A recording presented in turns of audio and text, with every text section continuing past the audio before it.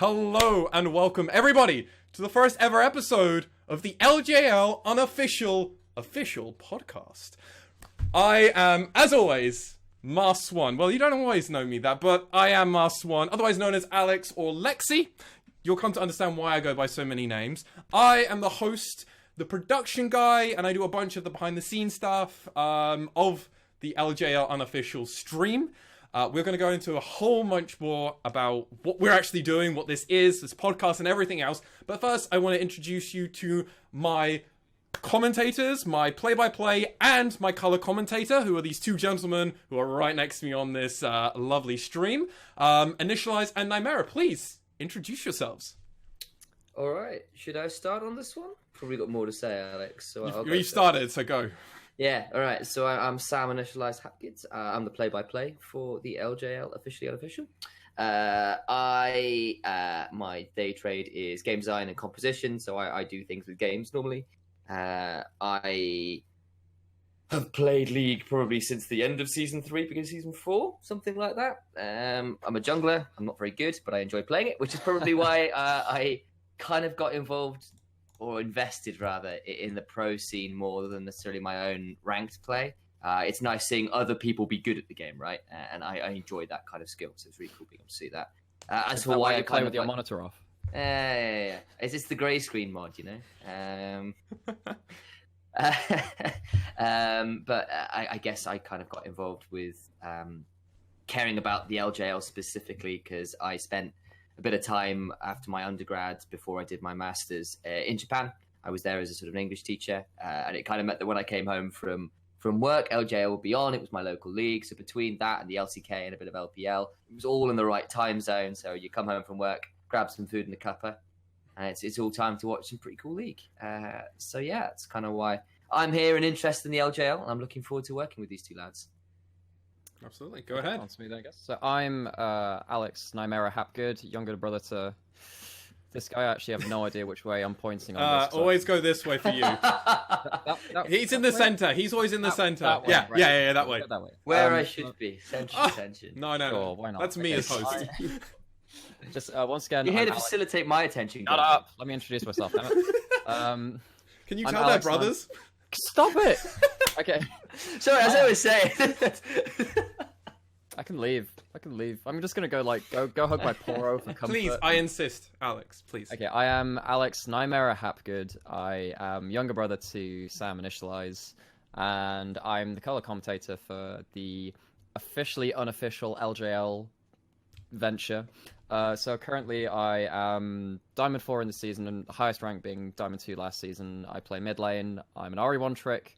I've watched Professional League and played the game since early Season 4. My first champion release was Jinx, so that gives you a bit of a timestamp, which might make me feel old for some players, young for others. I love watching Professional League of Legends. I'm an SKT fan personally, but I watch NA, EU, LCK, whole bunch. I just love good League of Legends, and I love talking about good League of Legends. So with that comes the territory of wanting to be a caster, and because I try to think about the higher level stuff, correctly or incorrectly, I like to think about it and talk about it. That's how I got into wanting to be a color caster, so I'm kind of starting out in this venture with the highest of hopes for myself and these two lads with me. Absolutely, and that rounds out for those two. I'll now give a brief information about myself.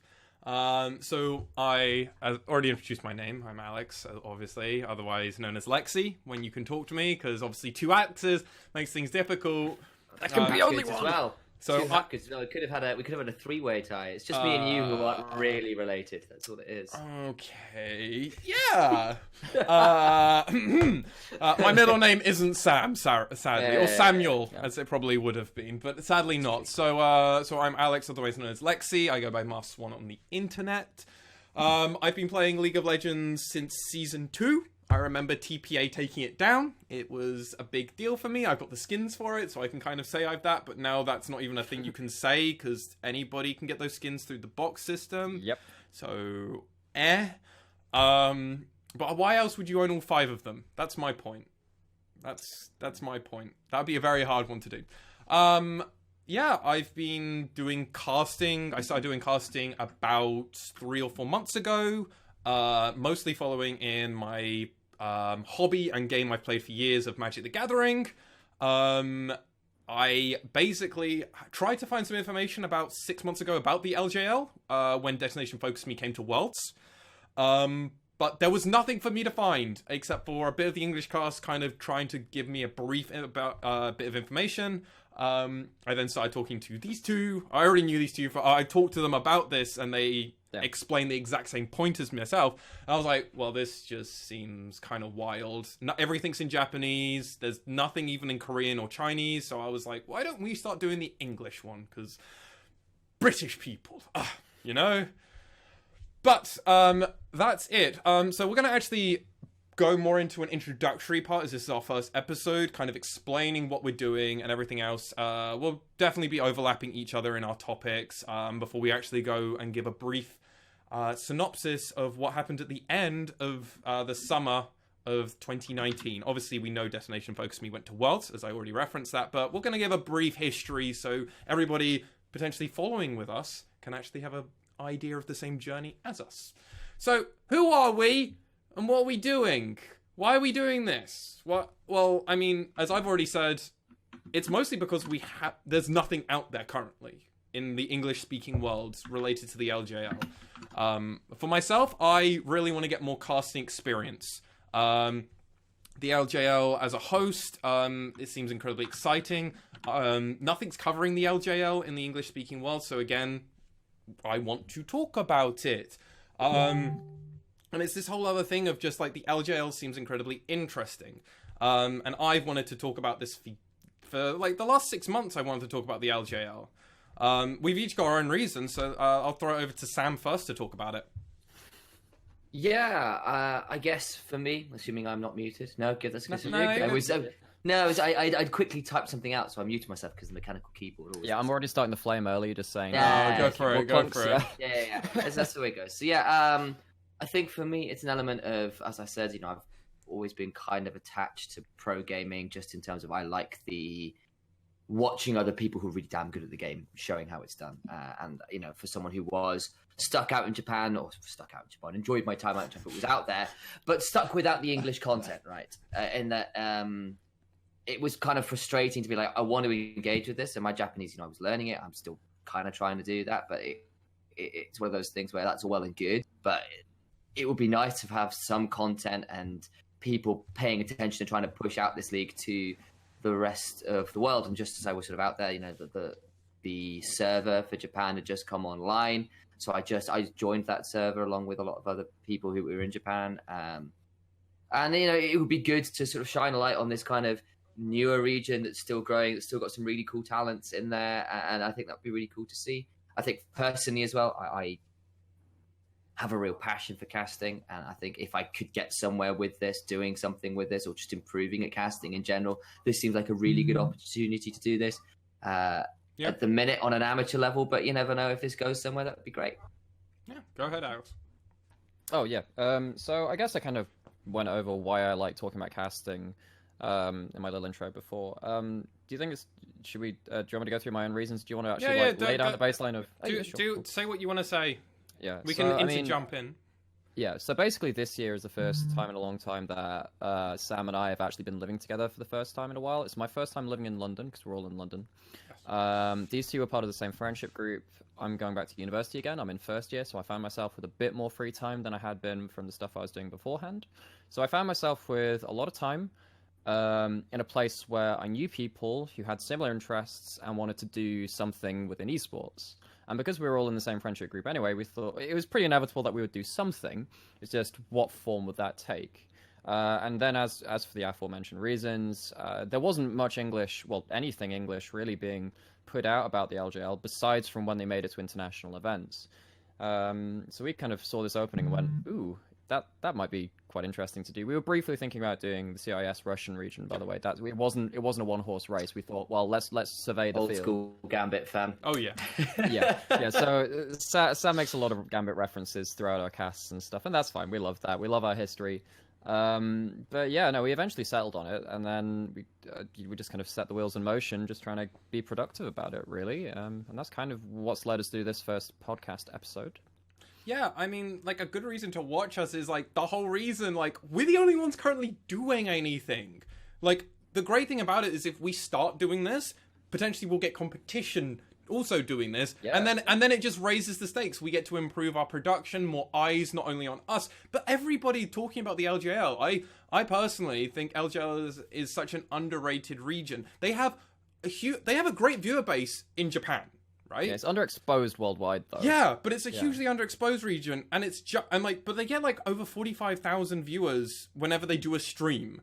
Like, they get great viewership just on their Japanese streams, and they basically beat a lot of other regions but it's only Japanese viewers, and it's like, well, this is crazy. What about if, like, the English-speaking world, like the second largest region of watching League, I think it really gets hard to try and track the numbers with China. It really gets difficult. I try and find the numbers, but it's really hard. But a large portion of the world watches in English, so.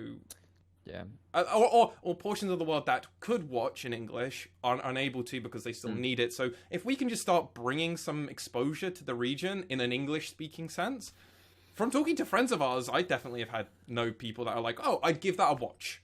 Even if it's just a token, I'd give it a watch one time. That I'm more than happy with that, right? I feel like I've achieved something. Yeah, sure. And then I guess we need to, like, we should probably lay down the law about, like, what actually are we doing? What is the total of what we're doing? What are we planning to do each week, week in, week out, stuff like that. Yeah. So obviously, if you're watching this, you know we're doing the podcast, but that's not all we're doing. Do you want to... you can describe it better than I can. Probably. Yeah, I don't know what Sam's doing. I think Sam's dying over there, so that's always good. So we'll just keep talking. So on a week-by-week basis, the LJL works in a different way, as opposed to what we're used to of the LCS and LES.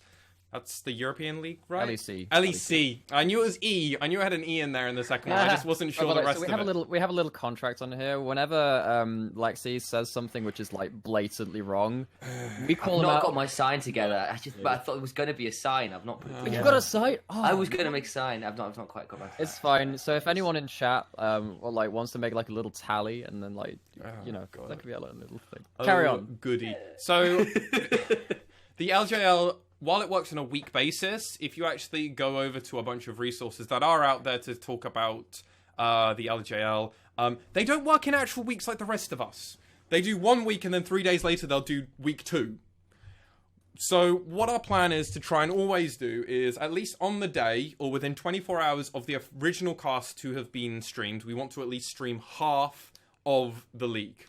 And then before the next week, so even if it's 3 days, if we don't stream immediately or release the content immediately, we want to try and get the full week out within 48 hours of the stream ending. Okay? It might become difficult. It might extend to 72 hours or potentially 100 and something hours. But we always want to try and get it done as soon as possible, because the sooner the better. Because obviously if results get out there and people find out about them, it gets very hard for us to kind of be on top of everything, and the last thing we want to do is get a week behind for obvious reasons. We will definitely try and do playoffs live. That's the one thing which we will try and commit to, right? But things are like, when the LGL does have quite a variable schedule, we all have variable schedules. We're both like, we're also in the UK, and when they go live, it's 4 a.m. So we would we would love to, but this is also currently a passion project for us. And I think people will understand we're doing this completely off our own backs. We have no sponsors. We are also, I have to be clear here to the people that potentially might watch this, we are not in any communication sponsored or a part of Riot Games. I want to make that abundantly clear. The logo that we have above us is our own officially made, unofficial logo. That's why it looks slightly different. We have tried to go to the extent to make ourselves familiar with the LJL brand, but we are not directly a part of it. And I want to make that abundantly clear today. We will reference this in every podcast episode, and in our streams we will also probably reference this at the very beginning and end. We are unofficial. We are definitely unofficial. Please don't mistake that. Might get us in trouble. No, we are a fan-run stream. All the coverage and everything, this is all off of our own backs. This is nothing affiliated with Riot. But obviously anything that comes into our podcast is different, and I think it's important that we discuss why we're doing a podcast. So, people can't watch everything. There's a lot of League happening at the moment, like a lot. Like, with us focusing on this, it means I won't focus probably on other regions. It means I might not focus on other games, full stop. Which I think is important, but we have each decided that we would like to pursue this to some extent. And this is a bite-sized way that we can, in theory, cover potentially a week or 2 weeks of action in a condensed fashion. We can give results, we can give a quick analysis, potentially players of each of those 2 weeks, because we will potentially do a podcast a week, but within doing a podcast a week, there might be 2 splits. Which two different weeks. Yeah. Exactly. Meaning that we're always going to try and prioritize the podcast, potentially over some streams, potentially, because it's important that we get the information out there in a concise and efficient and reliable way. And the streams are going to be completely shoutcasted by these 2 lovely gentlemen here, and I will be hosting throughout the whole stream as well. So it's important that there will be content. You will get the content, and we will try and get you the content as fast as possible. But obviously, understand we are not in Japan, and also they do 10-hour streams in one day. Yeah, there are 8 games a day, including breaks in between them. So each team plays. Well, I think each team plays twice. Not each team. No, most of the teams play twice because there are 6 teams. Yeah, there's 8 teams. 8 teams. 8 teams. Oh yeah, okay. Yeah, so each team does play twice. I was like, I was trying to figure out. That's one for him, a tally on for Nymera. Oh yeah, whatever. Woo! I'm not the only one on the board. Woo! I started your tally, by the way. I'm gonna write your one on there. All right. But yeah, so we should make it clear that so this podcast, this first one, is going to be extended because we do want to set the groundwork for a lot of the stuff that we're doing. I think we're probably aiming for about anywhere between an hour and a half for our weekly podcasts. Around that, make it, so we're trying to make it bite-sized, and we're trying not to go too much into it, unless there's a call for us to do more. Yeah, absolutely. And feedback is always going to be appreciated. Yep. We're going to potentially try and communicate with maybe anyone that is of a higher elo, potentially who is interested and potentially has come through us. Count anymore. No, we're talking about challenges over here. Yeah, don't worry about it. I'm pretty bad, yeah. Or potentially anybody that has covered the region in the past or is over in the region. Like, we want to open it up to community as well. So Maple Street, call us, please. Yeah. We know you're out there. Yeah. We know you love. We know we love you. And you're going to love us. Get in contact with us. That's it.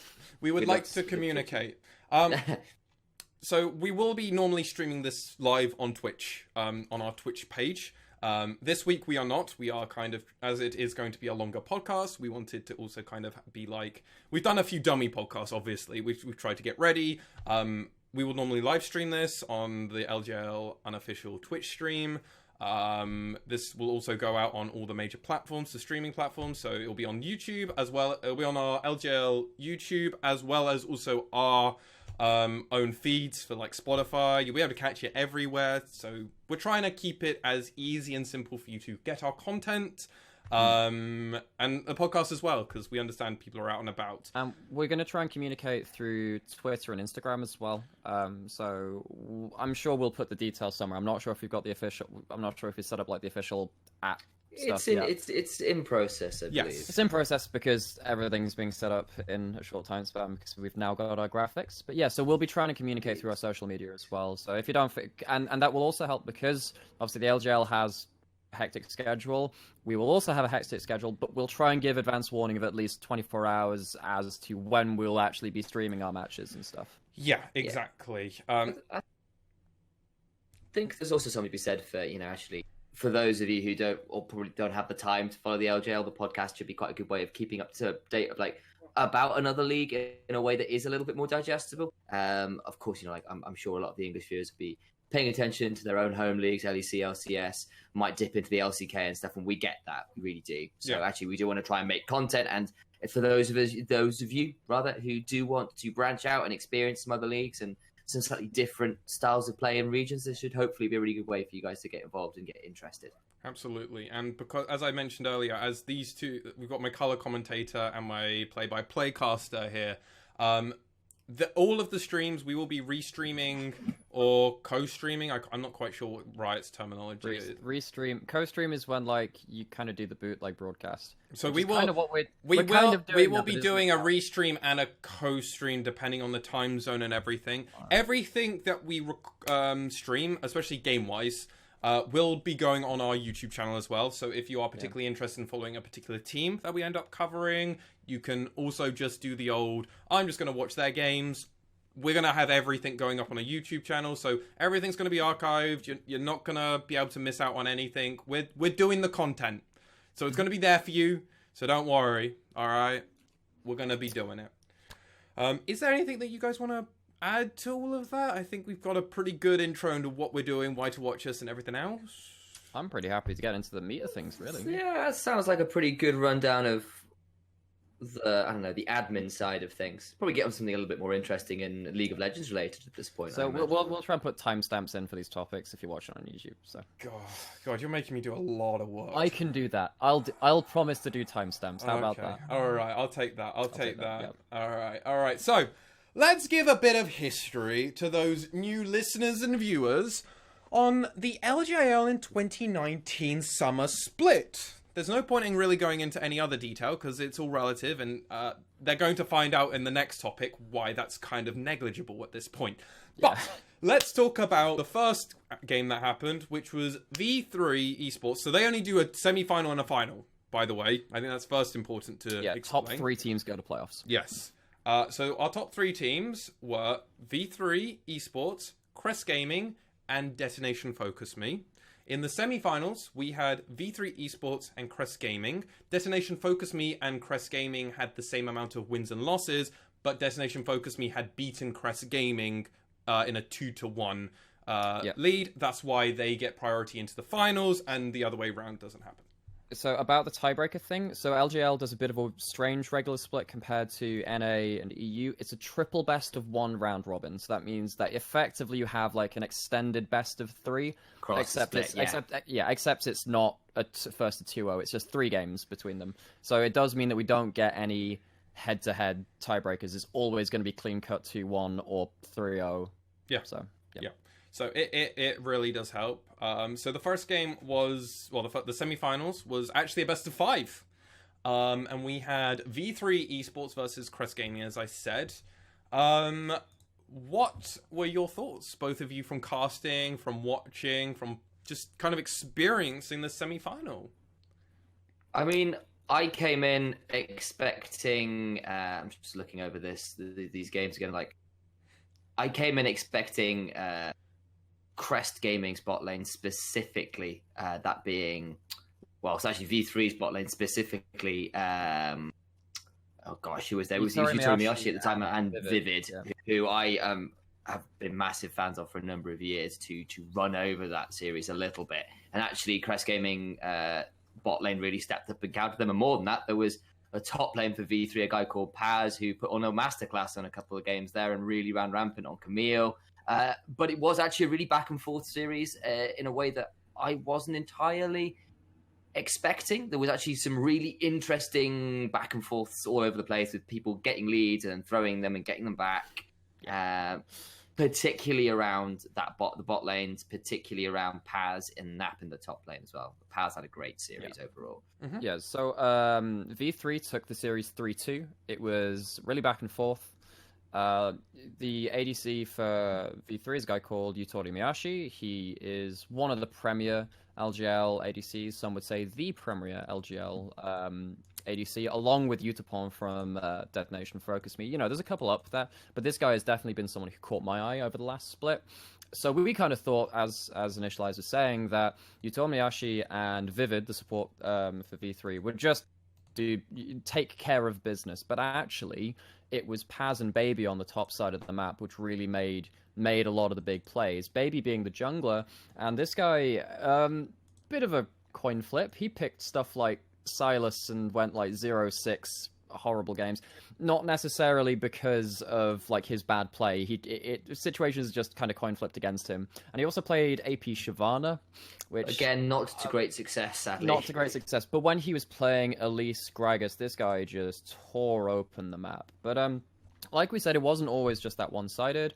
The mid laner for Crest Gaming Act is a guy called Luna. He's now renamed to Aria, so he's going to play in the next split, but he's changed name. He had some really gnarly performances on LeBlanc and Lucian. Played a good Lucian as well. Lucian and LeBlanc. This guy was really good at playing these lane dominant picks. And actually their bot lane in Art, and who's the support for Crest Gaming? Okay, so Art, their ADC. Tia Momo had a great Momo, series around some Thresh and stuff, was beautiful. But he's now retired, which sadly retired. But Oh, really? so Art Nyatria, yeah, he's retired for the split, which is really sad. But their bot lane really took over. I think it was game 4 that they won. Yeah. One of the games they just kind of ran over V3 in just very unexpected fashion.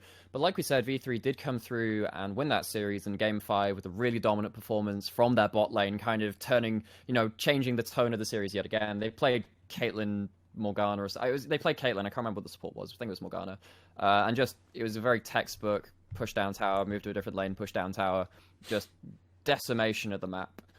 So V3 then went on to the finals. Yeah, and absolutely. The finals were obviously V3 versus DetonatioN, and we were kind of expecting, because Crest didn't make it to the finals, I think I'm fine with saying we were all expecting V3 to lose 3-0, personally, here. Yeah, kinda. I mean, as some context, I'm sure we'll go into this a little bit later when we talk a bit more about the overall rosters. Yeah. But DetonatioN, FocusMe have some of the best, greatest, and most famous players to have ever graced the LJL. They've got players from a number of other rosters that were also very good in the LJL, kind of broke up over the last couple of years, and most of them ended up gravitating towards DFM. They're kind of in a similar place to what Liquid did over in NA. It's what a G2 kind of did with acquiring caps and perks. And they just have this all-star roster who have kind of been sitting on the throne for a very long time. And so when this V3 squad that had kind of done well towards the end of the split, had pulled themselves up into that final playoffs berth, but were still a little ways behind that 17-3 record of the other two in CGA and DFM. I expected DFM to kind of just come in and take care of business. And it didn't really turn out that way, because V3 turned up to play, which was great. So game 1, they actually ended up winning and taking in slightly decisive fashion, I would add, to a degree. Yeah, I'd say that. This was Yutori Muriashi, who is still playing in the LJL, though not on V3, so which we will explain We'll get into that. Was it kind of showing why he is definitely one of the top AD carries of the region. He had an incredible game on Xayah, and definitely carried aggressively his whole team. The rest of his team also did play very well. They rotated efficiently, and it was kind of very interesting to kind of see DetonatioN FocusMe on the back foot. Now, that could have been partly down to they had warmed up. Obviously, they had just played 3 games. The semifinals and the finals were played in the same day, which is important, obviously, to know. So DetonatioN FocusMe are going into this relatively cold. They might have been playing games, but obviously they haven't been on stage. So they're cold from not being on stage.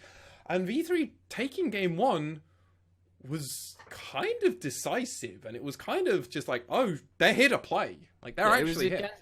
It was against our narrative that we'd had in our heads, and that, that's on us in some ways, but, like, everyone has, like, their inner thoughts and their thought processes, and it was great to see V3 come out swinging. So they played Xayah Braum bot lane, which means that Xayah is almost impossible to get to if you manage to use your skills effectively.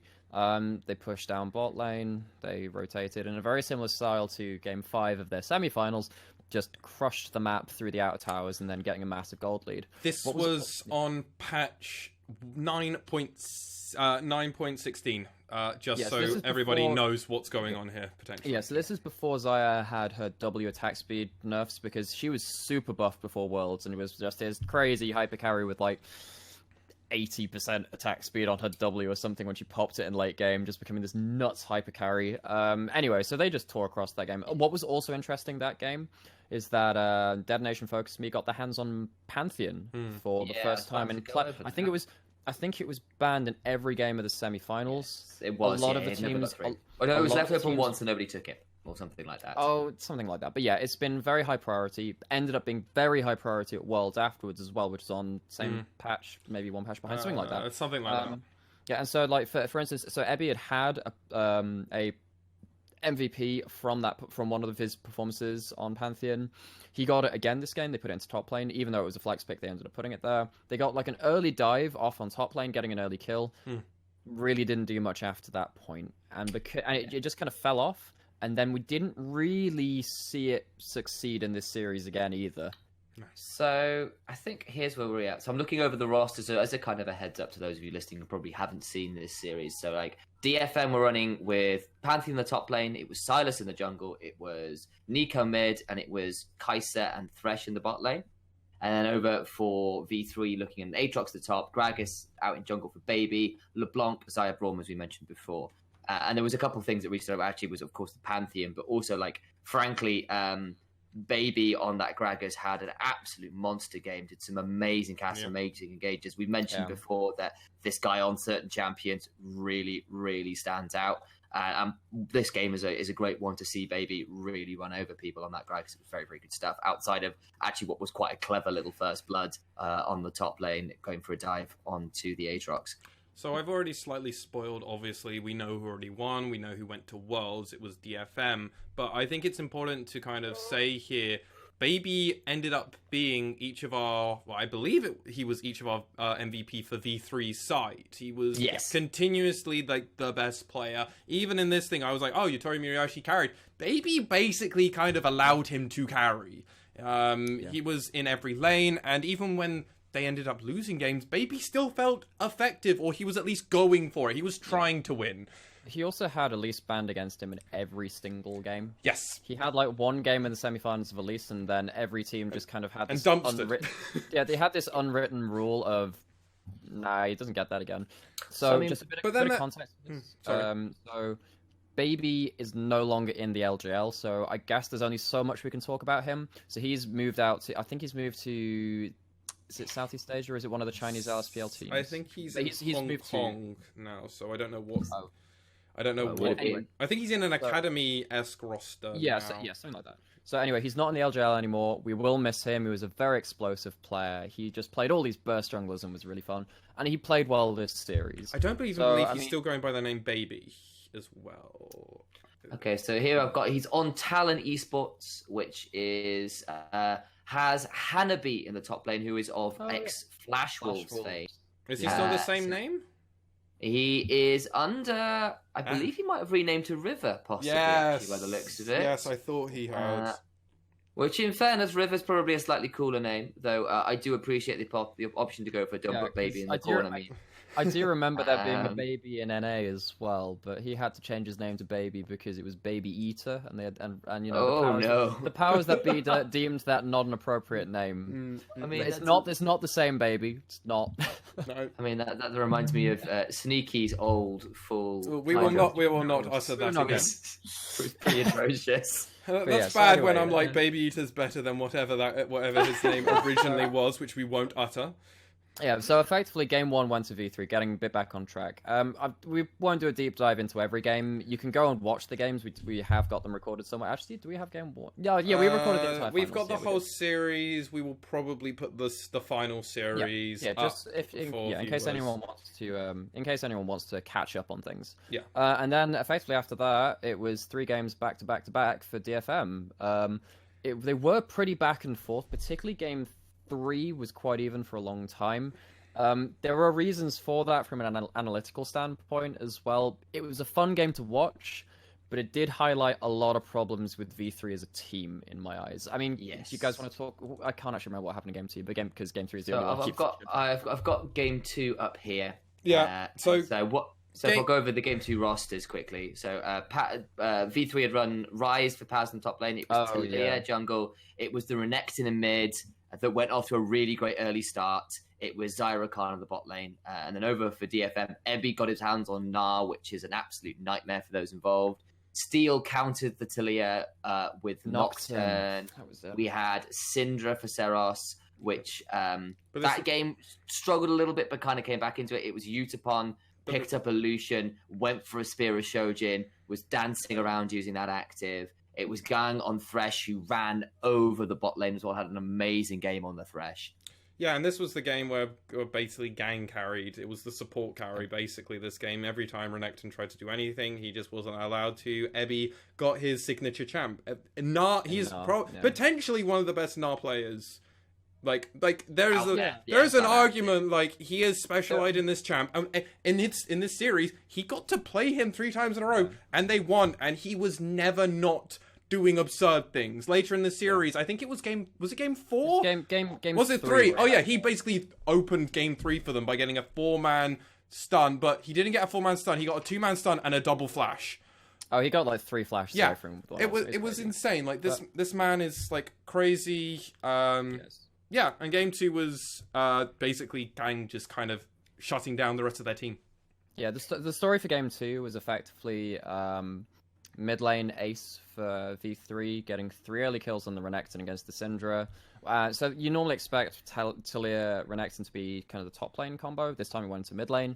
Seros had a bit of a shocker of a game. It was just a really hard game. Well, he started off poorly. He went 0-2. He ended 2-2-9. So after a fairly ugly start, he kind of recovered. He had basically no impact on the game until quite a way in. So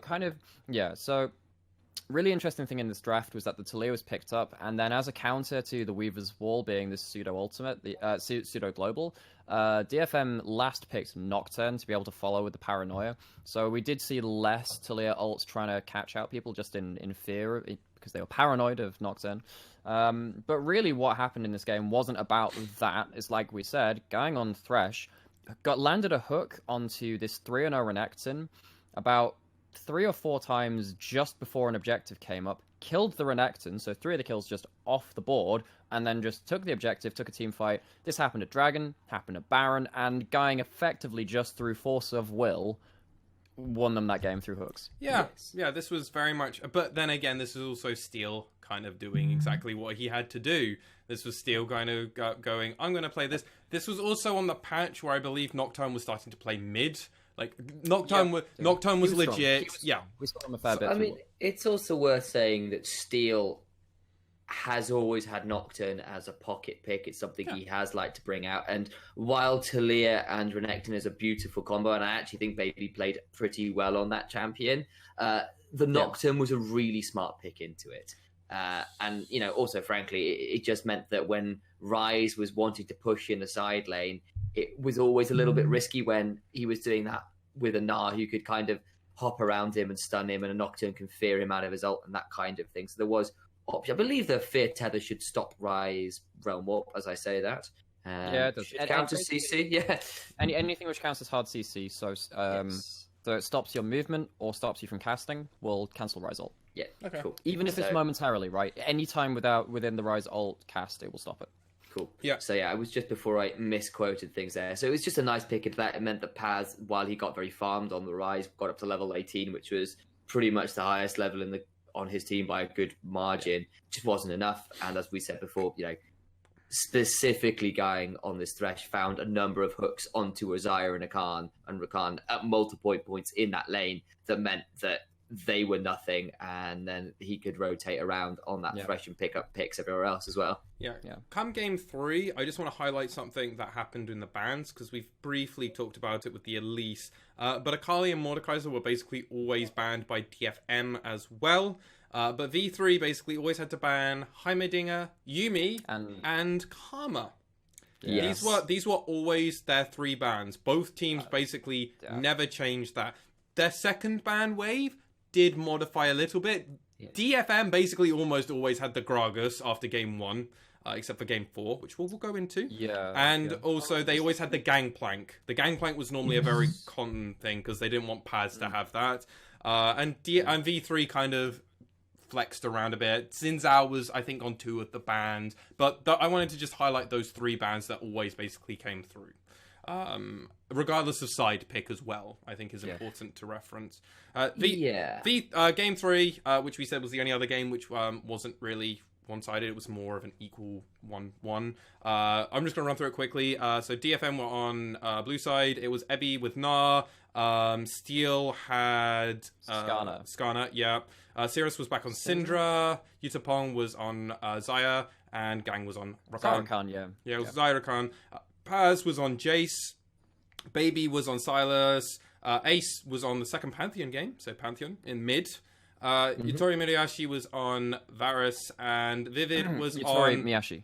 Yeah, Vivid was on... Yeah, that's 2 on the board. Yeah, God. I'm not looking forward to when I have to run down the teams. This is... we committed to doing this podcast in this league. You're going to have to get used to this. Vivid was on Bench the Kench, Tom Kench. This is not on his current iteration of Tom Kench. Oh, it's Varus Tom Kench. Yeah. Varus Tom Kench, but it wasn't on the current Tom Kench that we're currently seeing being played at the moment. It's what was the change? So there's been a change between 9.16 and 10 in items and reason why you would pick Tom Kench. Remember? Oh, yeah. Like there was a whole different reason. Now people are picking Tom Kench for a different reason to why they're picking him now. I should really remember this stuff. As you're the color caster for our thing. So like, Yeah. chop. Yeah. This was a game where basically it kind of was a stalemate for a long time. I mean, it was and it wasn't in that actually, for all we're saying it's a stalemate, DFM still kind of slowly bled V3 out. They didn't really have all that many options. So we had this conversation before. We have discussed Game 3 kind of to death. We've got into 2+ hours of content basically exclusively about Game 3. Yeah, maybe we'll release some clips from that at some point, but no. Effectively, it's like it's like a long time going through this. You know how in Haruhi Suzumiya there's the Endless 8 episodes? Yeah, my girl Haruhi, yeah. So basically the same thing happens, and you know the same thing's happening again and again, and you can't do anything to stop it. It just happens. This is our like 3rd time doing a podcast episode talking about game 3. It's time again. It's time to duel. It'll be this time next year, and we're still doing the same thing. Yeah. So my big takeaways from Game 3, just because we'll try and get it over with pretty quickly, is that effectively it's the first time we saw the Skarner in this series from Steel. And V3 really wanted to play a 1-3-1 comp with Pantheon, Jace, and then having the Tahm Kench Varus sit in mid lane. And then Sylas was kind of this pseudo-engage champion for them who could steal the Sylas ult, steal the Gnar ult, both really good ults for Gnar to steal. But the way that DFM played it was they threatened mid quite a lot with their Syndra and the Skarner, and V3 were really just rattled by this. They never set up in a good 1-3-1. Jace was often hanging around mid lane trying to share farm. Even though Pantheon got 3 early kills around like a dragon fight, it just didn't matter. They never developed into a 1-3-1, and for me, it showed that V3 just didn't know how to play against a really safe top laner in this Gnar, even though the Rise had done pretty well into it the game before. It just devolved into this, the JRAM, and they just eventually lost Baron Vision, lost the Baron, and lost the game. So, I think this game in particular highlights probably 2 issues in the way that V3 played for me. So, one is that while Ace is pretty good at securing early leads, and we saw that with things like the Renekton in Game 2, he doesn't translate well into mid-game, and he can often find himself getting caught trying to play, put himself on an aggressive footing. And we saw this with the Pantheon quite consistently. He went from 3-0 to 3-3 fairly swiftly. And the second thing is that Paz is a great carry top lane. He really, really is. Go watch that semi-final versus Crest Gaming and you'll see it in action. He's very, very good. He genuinely is. The problem is he's against Ebby, who is sort of a tier above again. Ebby is an absolute monster. He has been for a number of years. He goes to all the All-Star events. I'm sure I'll cover him when we cover other stuff as well. Yes. But where Paz is used to kind of getting a lead, partly, in fact, why I reckon that Elise is such a dangerous pick to give Baby is because when you give Baby an Elise and you've got someone who will be pushing in a la Paz, that Elise becomes a really good tool to dive top lane with. And in this particular game with Paz on the Jace, he goes 0-2-1. He has 1 kill participation. Yeah, it just doesn't. He doesn't get a CS lead. He doesn't get any turret plates, and Jace is kind of one of those champions that desperately wants to get pressure in lane and get at least a couple turret plates. He's not a particularly hyper scaling champion per se. You'll kind of pick him for the pressure, and Paz just didn't get anything to happen with him. And also, this was almost like a full AD composition as well, so it compounds the issue, because Jace, while he does become decent at poke, decent at split pushing, like, everyone can itemize effectively against him. The only AP they had was in the Sylas, and Sylas's jungle doesn't do as much damage as you'd like him to. Yeah. I mean, I'm looking at him here, and he's on 9.6k. He's only 600 gold ahead of Gang on the Rakan, right? Like, He also had a really good game. But... he had a great yeah. game. Rakan, he got like a 4-man charm. No, he had Was a that the full 5-man one? ult. Yeah, Like- it was like And we still didn't give him the MVP, instantly. No, because Evie was absurd. Evie was so good, man. Yeah. But yeah, so like, it's one of those things where like Paz didn't get all that much pressure down, didn't get all that much goal, didn't get the experience lead, and frankly, when Paz doesn't have that pressure, or not necessarily a lead, but the pressure is probably the way to put it. Yeah. He gets a bit lost. I don't know whether that's a team thing. I don't know whether that's just a player thing. But if he doesn't know, if he can't play beyond halfway across the river, he's just sort of becomes very aimless. And that's not any disrespect to the player, because I actually think when he's on, he's really, really on. But these last couple games where he couldn't really find a meaningful lead, where he did get a bit stonewalled, he didn't really find other avenues to impact the game, and he became a non-factor. And when you're then kind of playing 5v4.5, I guess, because it wasn't like he was an active detriment. Yeah. But like it was, it made for actually fairly significant bleed out opportunities to DFM, where they just slowly grew a lead. And Utapon ended up 5-1 and 3. Seros picked up the Syndra again, and this time didn't die, went 4-0 and 7. Yeah. Despite playing against Silas Pantheon, right? You expect a certain amount of CC in that leg. You couldn't gank him as well. He was so versatile in so many different spots, and it was a game where, and I think this is something we hammered on when we've previously talked about this. These are players where like Gang and Cirrus have had bad games on both these champions. Like Cirrus had a pretty medium game on Syndra on game 2. Yeah. Gang had a very medium to bad game, I would argue, on Threshing game 1, and then he basically became the hard carry on the same champion game 2. Like that mental strength was really good this series, considering how game 1 was so bad for them. Yes, and this is why we are gonna plug our own content. But seriously, if you watch the series and you want English for it, like we will literally kind of go, we're expecting DFM to win, and then they get dumpstered. And it's like, oh, that's concerning. That's kind of surprising. But let's move on to game 4. I think it's important. Let's not do a repeat and talk for 4 hours about game 3. I think we could do that. Let's not do that. Let's go on to game 4. We also have a tally for Sam's cube plunks when he doesn't mute his mic. Absolutely. So that's number 2 there. Yeah. So I can hear you. I'm hearing your phone buzz, dude. My phone? Oh, okay, fine. We've all got problems. It's fine. We haven't got a set yet. We're not like Summoner Insight. We ain't got a set yet. So it's all right. No, it's all right. not. It's all right. So for game 3, it's 2-1 to Game 4, not game 3 again. Oh god, game 4. It keeps happening. Horace Susavia has done it. The endless 3. The endless game 3. So game 4. We have V3. Just to suck a grief. As a side note, like I appreciate No more game 3. At least 20 minutes before anime references came out. Like I realize we're casting the Japanese league, but like I appreciate the fact you held off at least this long, lads. To be honest, I'm okay with Haruhi because that's my girl. That's my anime. That's the thing that really got me into everything again. That's what turned me full weeb. So Haruhi always gets a pass for me. Yeah, we have like unique dispensation to throw out the random Dragon Ball references and stuff. Like we won't overdo it, but I mean, you say that, but you nearly will. You guaranteed. Oh, will. I've thought of so many things to bring out. I mean, I'm going to say this now. He's got a list. He literally has a list. I'm going to say this now. If we ever somehow get to episode 100, we're all cosplaying. Yes! Yes! Okay, it's fine, yeah. Right. Episode 100. We've got to do this for like a 2+ years, Sam. It's okay. If we get there, we've probably got sponsors. We'll throw it. Really bad. We'll throw a poll out. Oh yeah, oh no, we 100% can't pick. Like we're gonna go full like anything. The community get to pick our cosplays and everything. I don't think my legs are quite as nice as Sneaky's. So maybe if you could get if you get another 4 legs, you could be Urgot. Oh. Ooh. Yeah, I've definitely got the sort of the facial beauty to match Urgot. That's for sure. Maybe by that point we'll have Star Guardian Urgot. Oh, one can dream.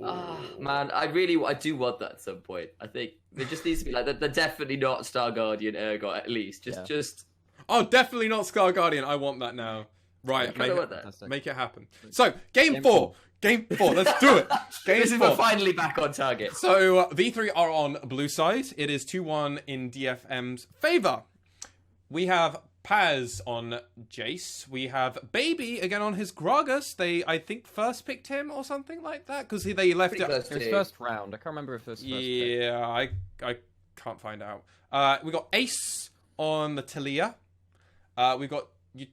God, I'm getting another point on for this. I'm gonna try hard. Yutori Miriashi. Yes!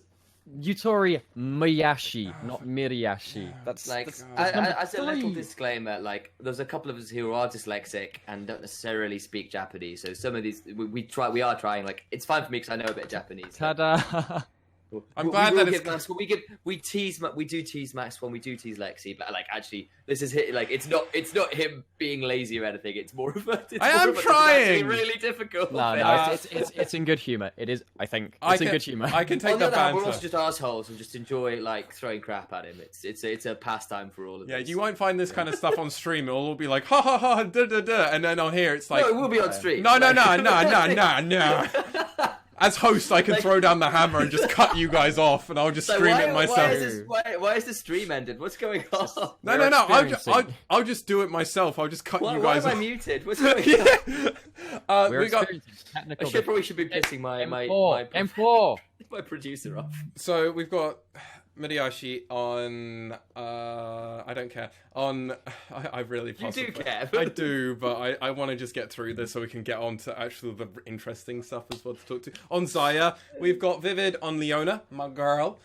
We got Ebby again on his Gnar. Yes, that's right. He got to play Gnar 3 games in a row. Yep. I don't know, not me. They really let him have that pick. They also let Steel have the Skarner twice in a row. Again. Yeah, whatever. We get Cirrus on Echo. Oh, that was a popping off game as Echo as well. Yeah, Yutapong was on Kaisa, and we got Gang as well again on his Thresh. Yes, he got Thresh 4 times. Oh no, 3 times. He had the Kanon game. He chose not to play him for once, and then got a 5-man ult. So I mean, what can you say? Yeah, I mean, I guess. And this personally was DFM in the swing of things, feeling themselves, knowing they can do whatever they want, and they threw down a hammer. Yes, they did. I mean, it's like you know, Shulk in Smash just goes, "I'm really feeling it." That was just all this. It was that on repeat for like a full 30 minutes as they just trashed them. I mean, like, let's be like, again, it was Gang on this Thresh who went deathless, went 1-0 and 12, was 100% kill participation until they started doing some fountain divey things at the end. Absolutely ran over that lane with Utapon. And again, versus the Skarner, like in the last game, they had Tom Kane, so I understand it a little bit more. But this game, again, only Yutori Miyashi on the Zaya bought a QSS. It meant that Steel could sort of run in, ult whoever he liked. Ebby, who is just this really, really good Gnar. It's been a pocket pick of his for literally years. Made Paz on Jace look, again, a little bit silly. Paz went 0-3-0, didn't even get any kill participation in this game. Though, frankly, V3 only ended up with 3 kills. Like, they were just choked out of this game. Yeah. And this was a game where I think DFM... Sorry, Alex. This is a game where DFM won every lane. This was like a solo queue stomp, I think is the easiest way. Where we've all played those games of solo queue where, for whatever reason, you win lane...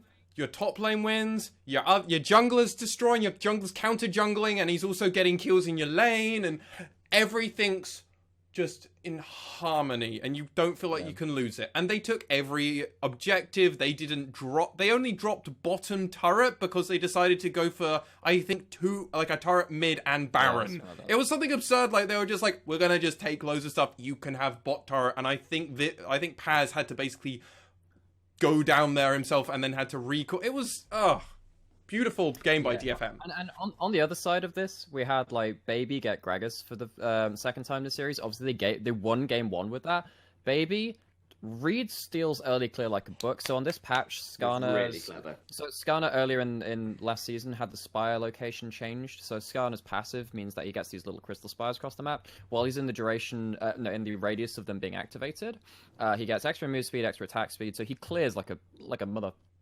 Words, yeah. Scorpion. Mother Scorpion, yeah. Scorpion King! Scorpion. So it allows Skarner, as opposed to other junglers, to take some very varied jungle paths. So basically what they changed was that now the spires cover Krugs and Gromp, which they didn't used to before. So he can take some really quick, clears, do a full clear and all this stuff. Steel on Gragas intercepts him at his final camp on Krugs. He's low. They trade flashes, and the Gragas gets first blood. So it's one of these other solo queue experiences when you're the jungler. You think, oh man, I just ruined this guy's career. That whole gif of the guy going, oh, and stuff. And just like, you look at your lanes a couple of minutes later and you're like, guys, what's happened? I killed the jungler. Guys, and it's just game's kind of over. And the thing was, Steel came back so quickly. It was almost like the kill just accelerated his recall. As weird as that sounds for me to say, he basically missed out on like 70 or 100 gold because he didn't get all of the Krugs, I think, if I'm remembering it. I can't quite remember. It was close, but like he basically just got an accelerated recall, and it was the depressing thing that's what happened with it. Well, like I'm looking over this team comp again, and once again they've got a really good 1-3-1. They've got a Gragas for disengage. Xayah is very safe. You've got a Jason one side and a Talia in the other. Loads of shoving, loads of side lane, loads of ability to get across maps. They were never able to pull off any of it. Ace ended up at the same gold as Gragas at 9.8k. Yeah. Like, that is like literally like Ace is just 600 gold ahead of Gang. Like, yeah, that's not good. And between this game and the game before, I think V3 showed that they didn't really know how. So 1-3-1 compositions are dependent on your team knowing your limits in terms of how can I get engaged on right now? Because if you're in the mid lane and you're trying to just wave clear, if you die in mid lane while you're trying to get advantages on the side lane, your whole team composition falls apart. Skarner is really good at running at you with Predator, Deadman's Play, anything else that he buys, flashing on you and dragging you back into the team.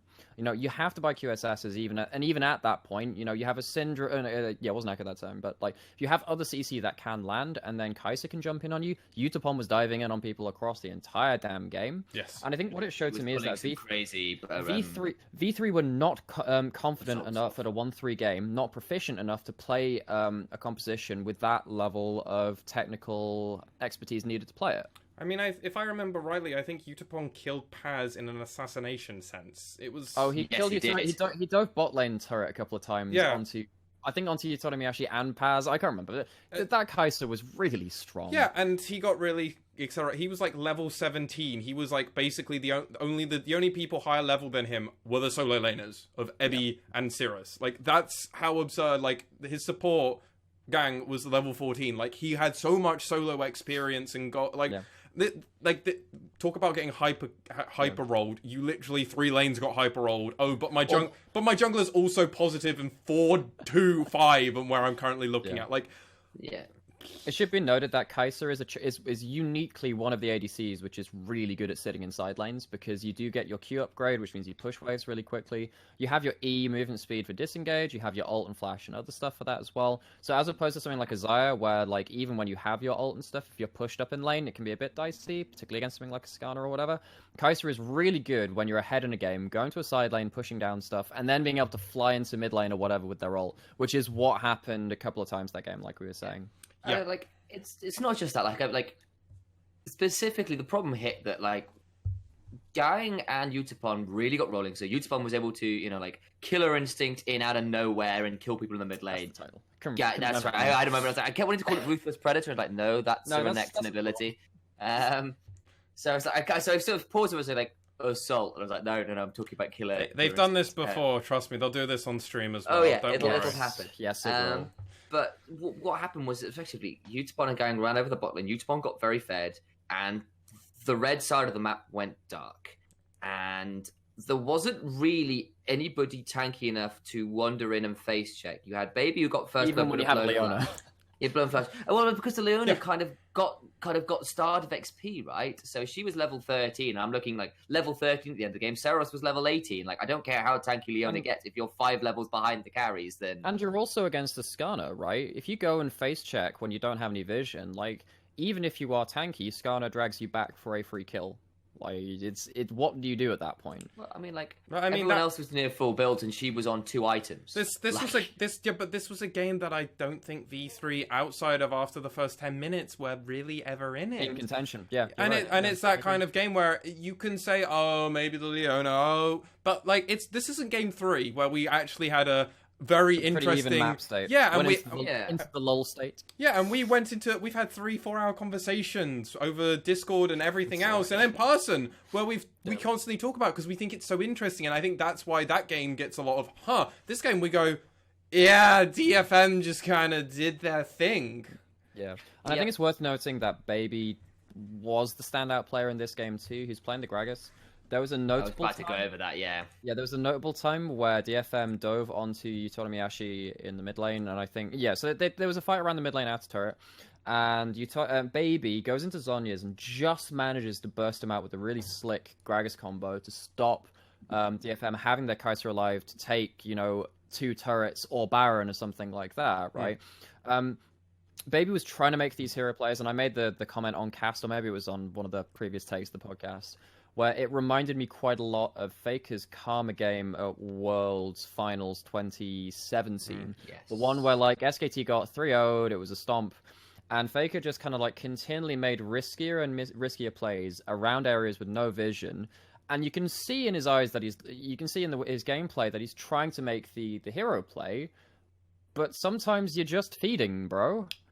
Baby walks into Fog of War a good 3-4 times and dies for it this game, even when he's doing pretty damn well on his champion. Yeah.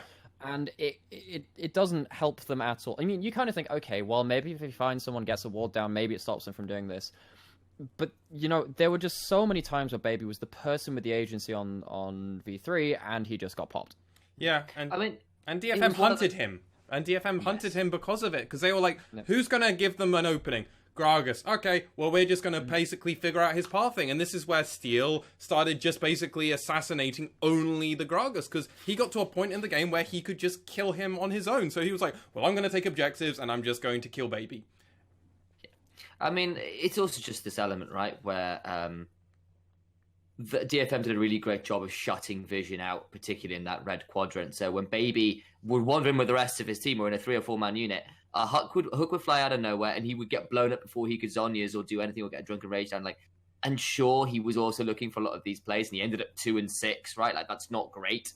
Let's be completely honest. The 2 kills he got were really important, but they were really good kills. Yeah. But I mean, the rest of his team, all of his carries were 0 and 0 something 0, and the support was 1, 2, and 1.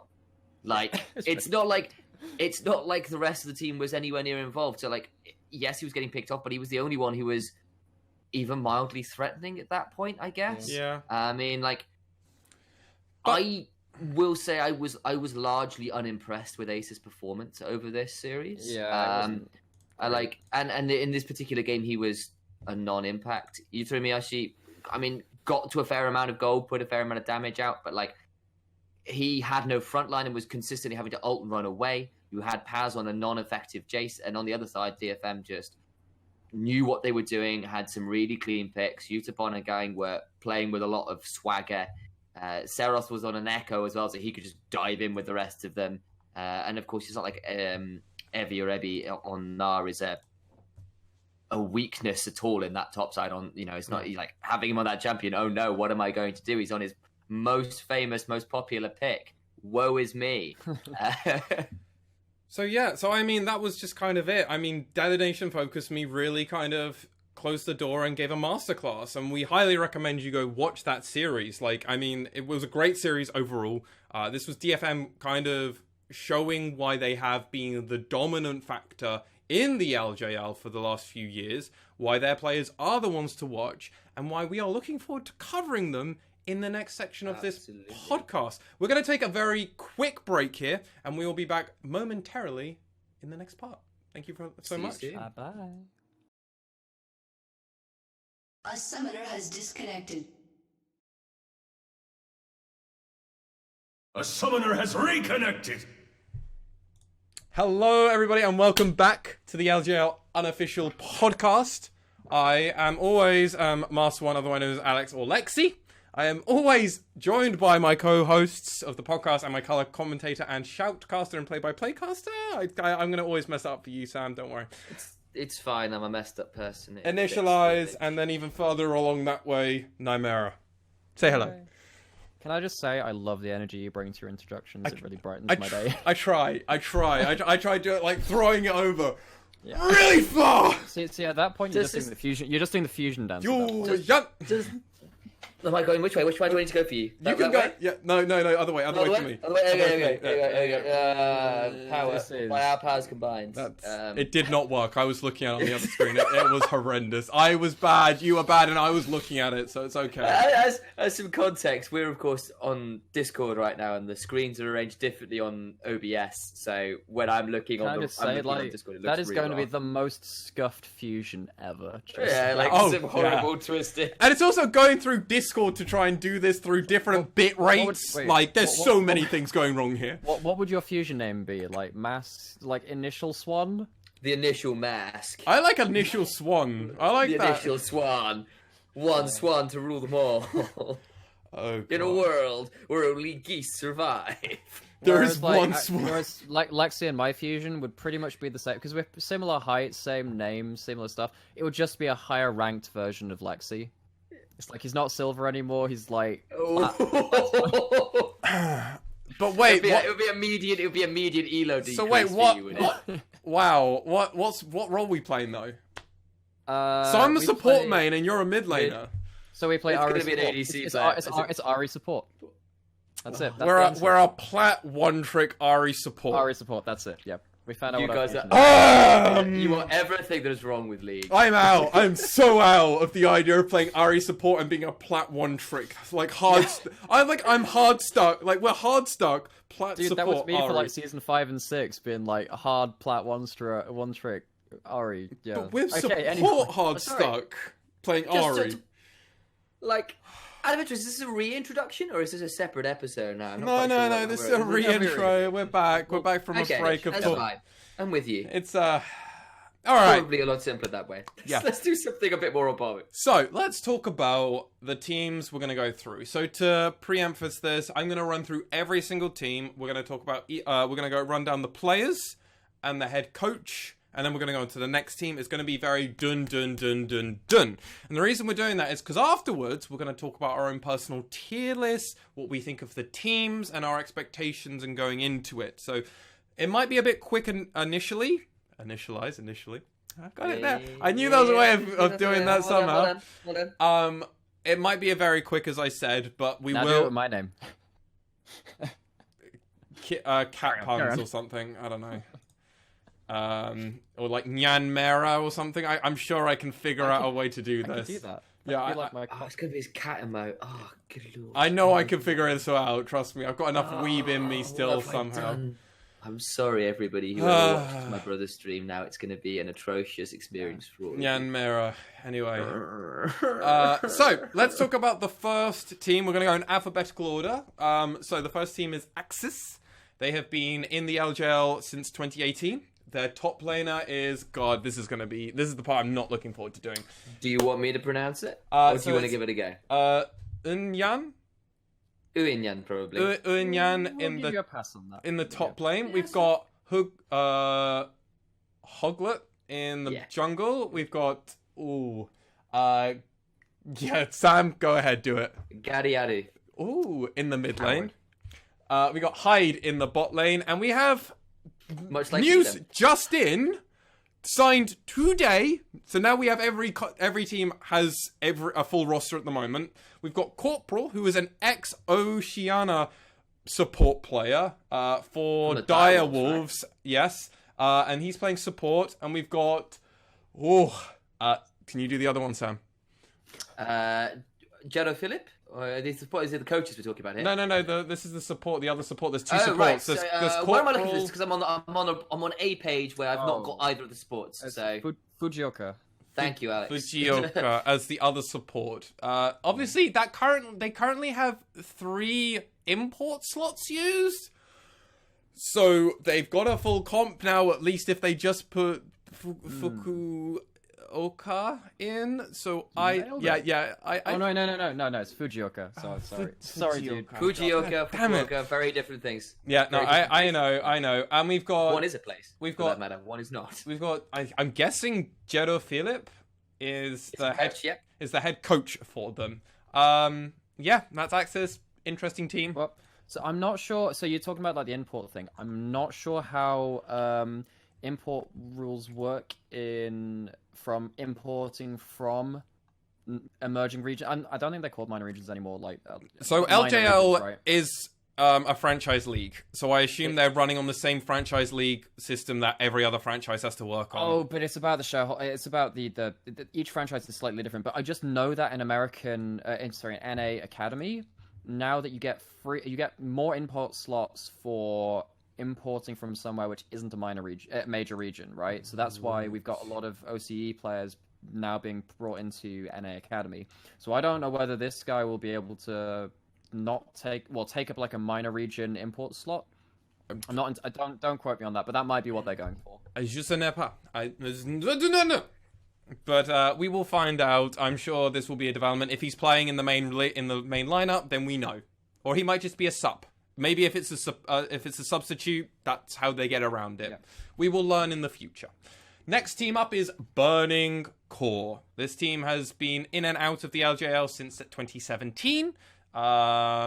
We have a lot of we've got a lot of players in this team. Some of them support, some of them substitutes rather. So we'll go through them as fast as possible. We've got Ray.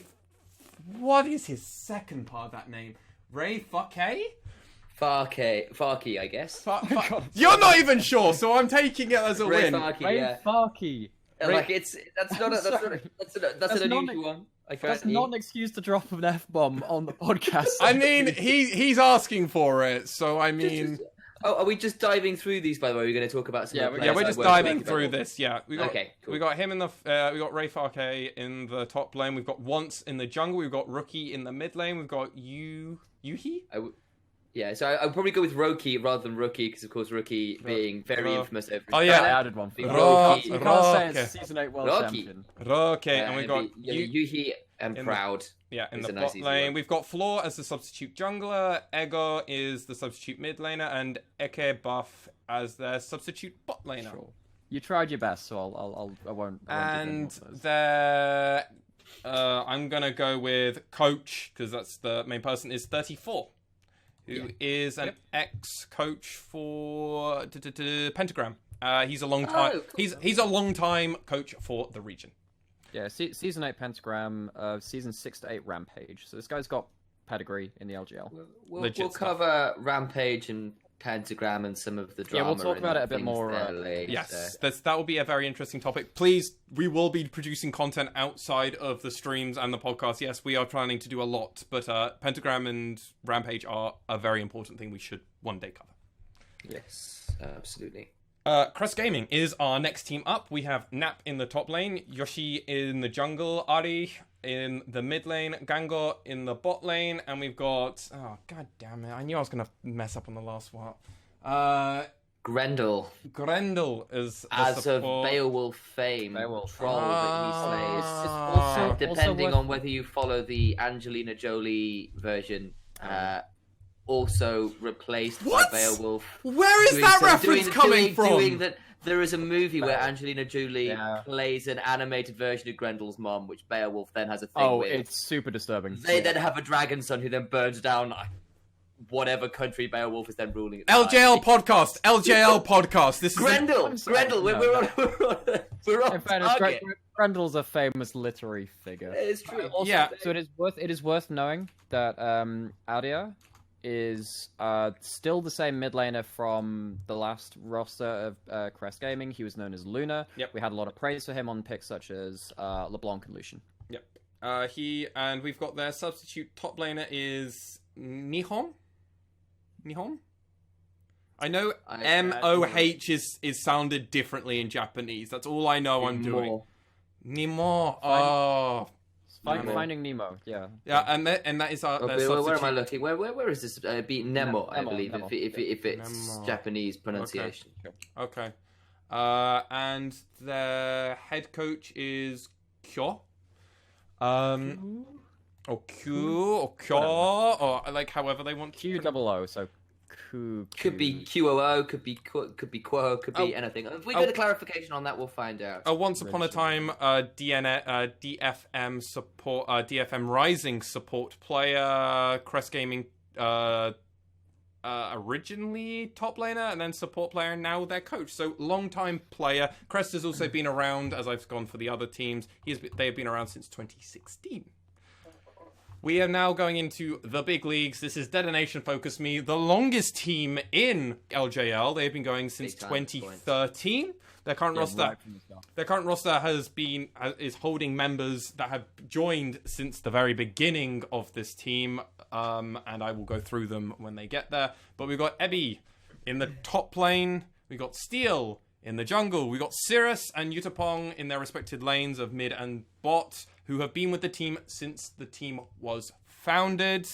And we've got Gang as their support, who is their newest player by literally a year after their Steel and Ebby. And they also have, I'm going to struggle with this, Gisamo as their substitute top laner. Gizmo. You're not going to... You don't pronounce that differently? You Americanize it. You Americanize that? Seriously? Let me just see. Let me have a look. Let's have a look. Sam, get in here, quick. I need to know if you Americanize this or not. That'll probably be Gizmo. Yeah, Gizmo. Like we're both wrong. We're both wrong. I don't get a point for that. Whatever. Like Z is a word. Z is a letter that's used, because I mean you only have to think about all the JoJo references about Zawoldo to know that Zawoldo is a thing. Embargo on JoJo references. I'm not going. No, we have to. We have to, because Set got released. I mean, it is Dio's voice actor. Exactly. Well, so and as a kind of little bit of trivia. The Japanese voice actor for Set is the same voice actor who does Dio in JoJo, so all of the JoJo references are exceptionally relevant to that champion. And on air is their head coach, which is kind of a big deal because that's a new head coach, right, Alex? Yeah. So on air was the initial. He was the coach for Azubu. Well, Mig. Blaze and Frost, which then became Azubu Blaze and Frost. This guy's been around since like 2012. He was with CJ up until season 6, something like that. So that was season 5, their last good year as a LCK team, and then they kind of crap the bed, really. He's had some difficult years because he kind of was in the twilight years of the Rocks Tigers lineup. So that was after all the big players left. He then went to Hamar Life last year, had a bit of a disappointing year, but he has been at the top level of play for a long time. So it'll be interesting to see what he does with a very established core of veterans in the LJL. Yeah, and this is wanted to bring up specifically, well, this is a guy we know with CJ specifically, right? This is that he was in charge of that roster that did that amazing best of 5 versus SKT, which and they did eventually lose, but that's the one where Bang kind of made his name as potentially the best AD carry in the world, where he was on Lucian against being buffed, but it was an amazingly close series, right? This is a guy who's coaching Coco before he went to the LPL and kind of disappeared. Who was shy. He's had some serious talent come through his teams. He's done a really good job with them. And Azubu, Frost, and Blaze were best in the world at one point, right? And their original coach, Kazu, is still in DFM, so they're not even losing that. They're just picking up a brand new head coach, and Kazu is just still hanging around. And obviously, Kazu was doing the job beforehand, where he was still getting them to MSI and still winning and getting them to Worlds. So that this team has only, if anything, upgraded. Next one. Okay, I'm going to try this. Spoiler, this might be the team I'm really supporting getting behind. I've forgotten it. Go on. Fukuoka SoftBank Hawks Gaming. You did it! Yes!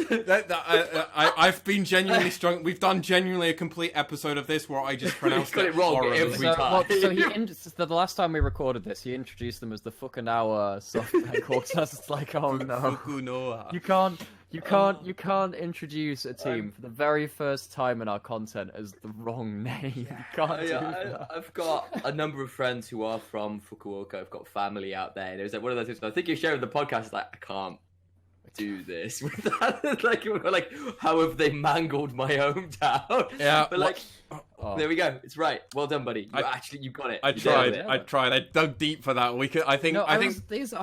I was gonna make a joke about what was gonna happen first, Lexi says Fukuoka SoftBank Hawks correctly, or Axes get their first win.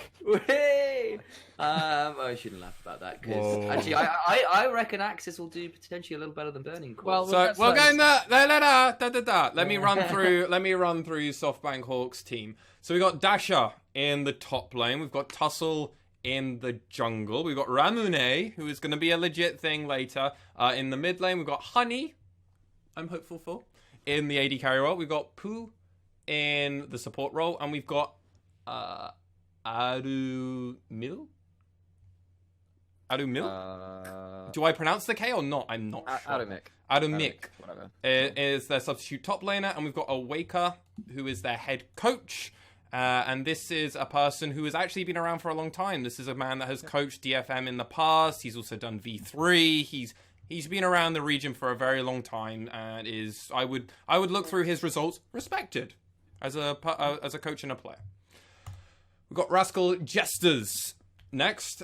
We've got Cog in the top lane. We've got Hachimacha in the jungle. We've got Ninja in the mid lane. We've got Art in the bot lane. We've got Vivid in support. Rascal Jesters have been around since 2013.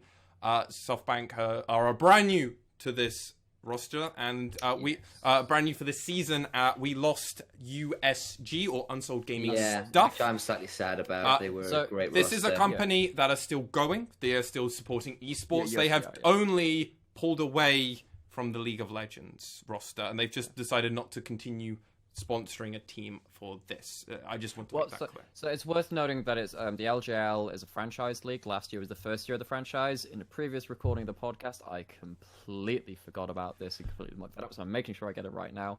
Yeah. Effectively USG kind of folded under the terms of the franchise, and now SoftBank have come in to replace them.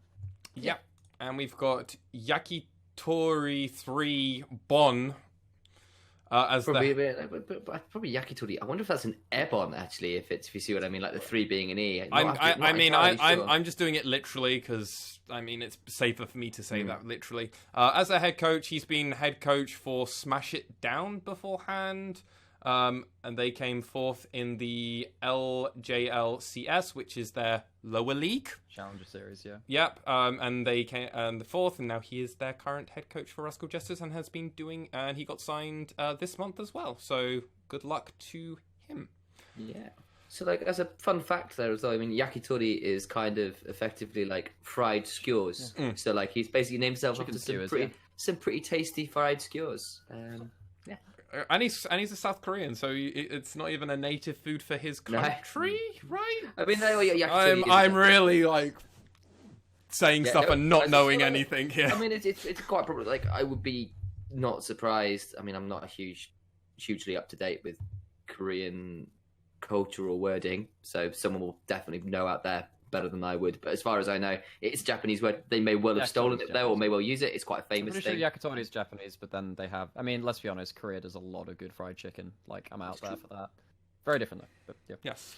And as I said, they have been around since 2013. We now have Sengoku Gaming, who have been in the league since the end of 2017. Their top laner is Appa Man. Their jungler is Blank. Their mid laner is Pyrian. Their bot lane, I'm going to try hard for this one because you've already called me out. Yutori Muriyashi. God damn it. As their AD. You're getting the first off perfect. Yutori is the easy part for me. And then it's Moriyashi. It's not. It's just Moriyashi. Yeah, she. Okay. Yeah. And then we got Entry. Yeah. NT as their support, and their head coach is Karen. And a bit of history for Karen, because we probably won't be going into much history about this. He has been there. He was originally their manager, and he was a jungler for the Academy/Challenger team for V3. Interesting. Which was V3 New Generation. And they actually qualified. So I don't know much about him, but he's now their coach. So good luck to him. And Sengoku. And our final... Worth noting that replacing Pumandu as coach for Sengoku, who was that, of SKT T1K fame back in Season 3 and all that stuff. That's a legit thing to say. Yeah. Absolutely.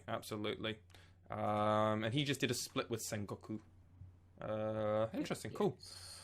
And last, but certainly not least, V3, our team that made it to the finals for last split. They have been in the league since May of 2017, so they've done a fair few splits. Their top laner is Paz, their jungler is Boogie, their mid laner is Ace, their bot lane is Archer, and their support is Arena. And their head coach is another one with numbers in it. Huang, I think. Huang as their head coach, and we've got Son as their coach. Huang has been around part of the LJL for a long period of time. He's been on DetonatioN FocusMe as a support for a very short period of time. He's done some Rascal Jester. He was a manager for Seventh Heaven. He's smashed it down. He was a support player for them. I forgot Seventh Heaven was a roster or a team in the LJL for a little while. Yeah, so they did all right. So a player that has been around the LJL, even if he is South Korean, he has been part of the LJL for a very long period of time, and he is now a resident of Japan. So no surprise there. And Son, this is his first time. He did June. He was there for the last split. So quite clearly a talented coach to have made their team get all the way to the finals. So good luck to V3. So we've been very upbeat, very positive on all the teams. Now we get to be very personal. Please be aware, this is our own personal opinion. This one is not reflective of the LJL Unofficial as a brand. This is just each of our opinions. We are being very honest with how we are perceiving the league. And if you have been a fan of any other tier list in the past, especially for the LCS, you are currently seeing half of people's tier list basically going to the dumpster. So take it with a grain of salt. We don't know what's going to happen. We're purely just going on our own expectations and what our hopes are for potentially higher up through the ladder. The way I think we're going to do this is one of us just gives our current opinion or current perception on a team, and then we go from there. So I'm going to actually go with my 8th place one, and then we can kind of figure it out from there, because I think that's the easiest way to do it. I feel bad because they've just announced their full roster, and I'm going to put them at 8th. And it's going to be Axis, sadly. Yep, I agree. Not much disagreement there. Yeah. I mean, it's difficult to put them anywhere else, I think, in that for a bit of context to the listeners. Yes, absolutely. The last couple splits, they've ended up dead last every time. Yeah, they went 3-18 in both splits last year. Yep, and they've only got a change in the bot lane. Yeah, so they've kept the solo lanes from last year, in which they finished dead last in both splits. You can change the rest of your team all you want, and but particularly going into this next meta, solo lanes are really important because a lot of agency has been removed from junglers in the way that XP and gold is generated by junglers. And if you want to not finish last, you can't keep your stone dead last solo laners, right? We look at how people have won worlds ever since Season 3. In Season 3 onwards, effectively the teams that won worlds are the teams with the best solo laners most of the time. So, and it's going to be interesting. I personally have put them last because, I mean, they're a team that has the last history, and it sucks that you have to do that, but, like, expectations have been met, and I would like to be proven wrong. Obviously, I would love to be proven wrong. I'd love for Hyde and Corporal or whoever ends up being the support in the end, because we don't fully know. We know Hyde will be their bot laner, so at least that's one thing. Who knows?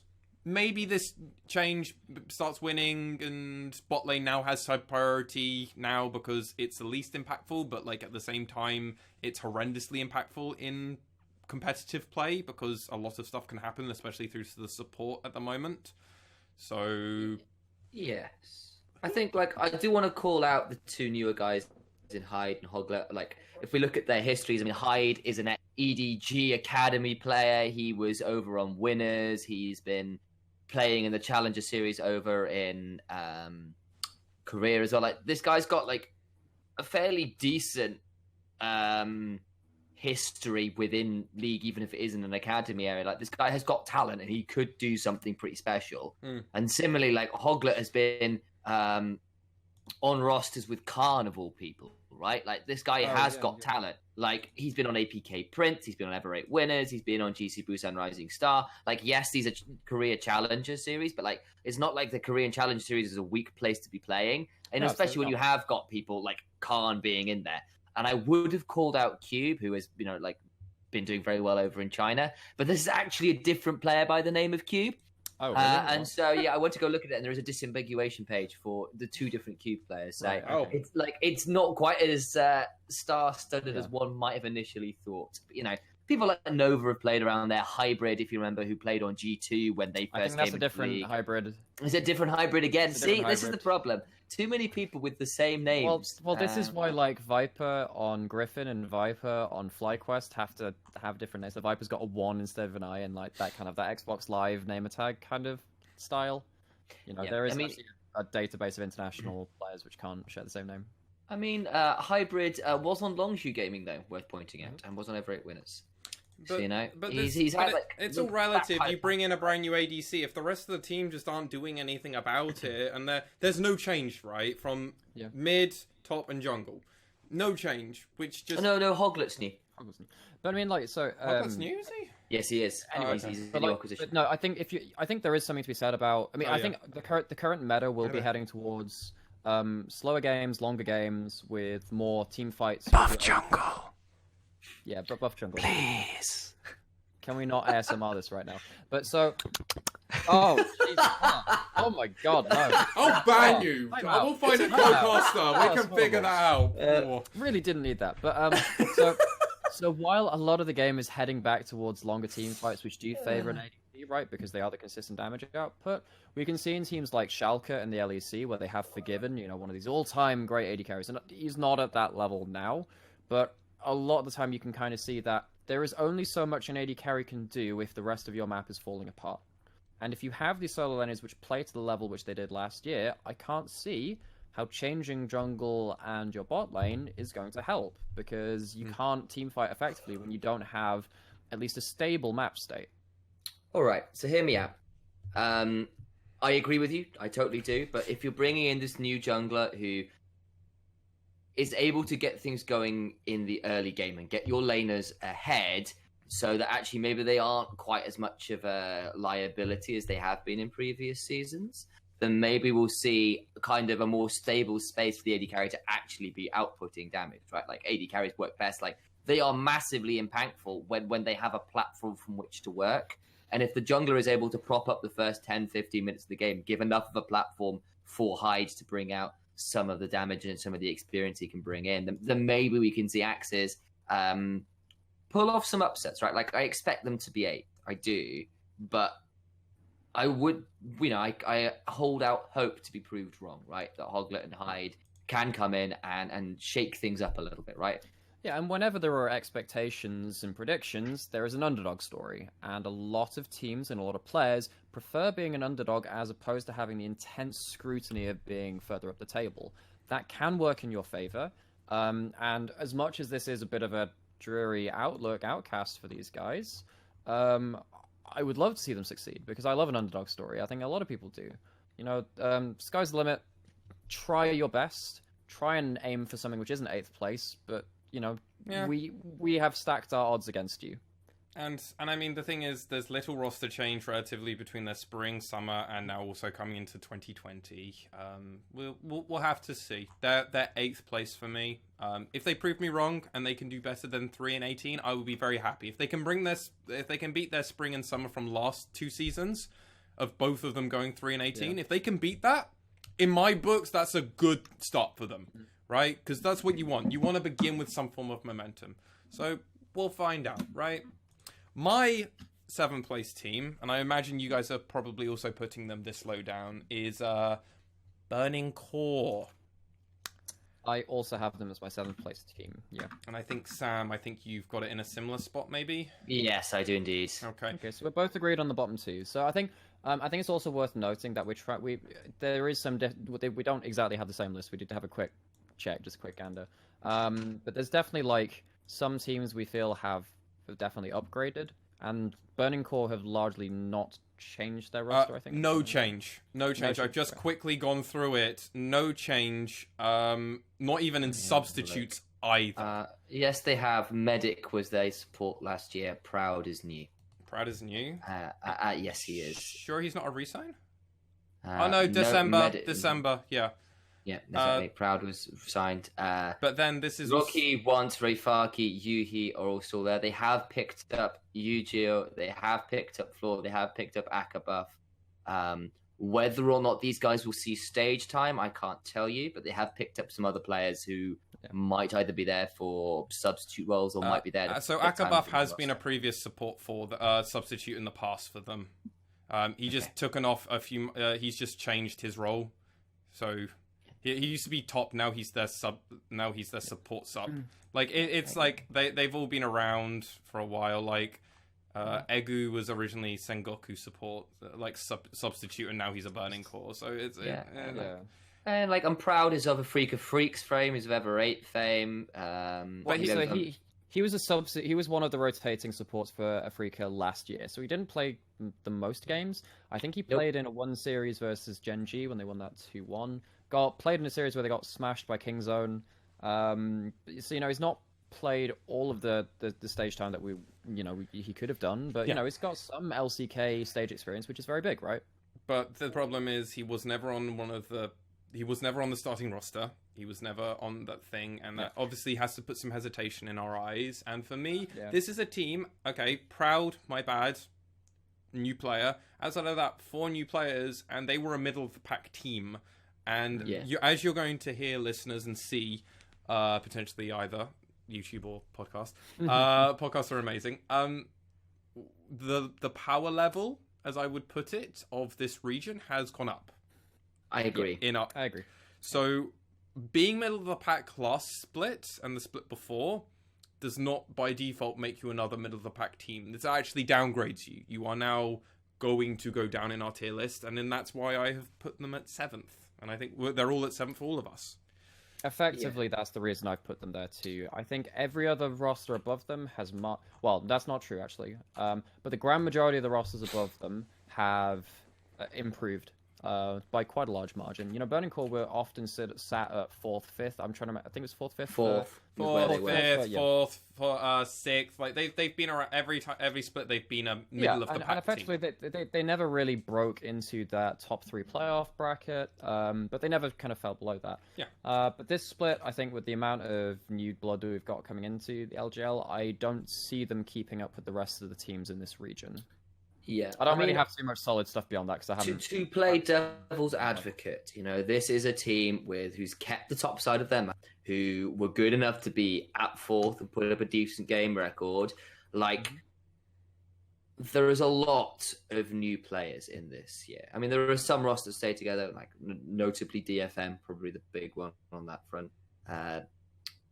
But actually, what that does mean is they have got the synergy already inbuilt and a lot of new teams on which they could potentially prey on earlier in the split to pick up some wins. I wouldn't be surprised to see them finish. I like L. They have been consistently hitting some pretty high numbers against other years when the region was also pretty stacked, right? Like there is talent here.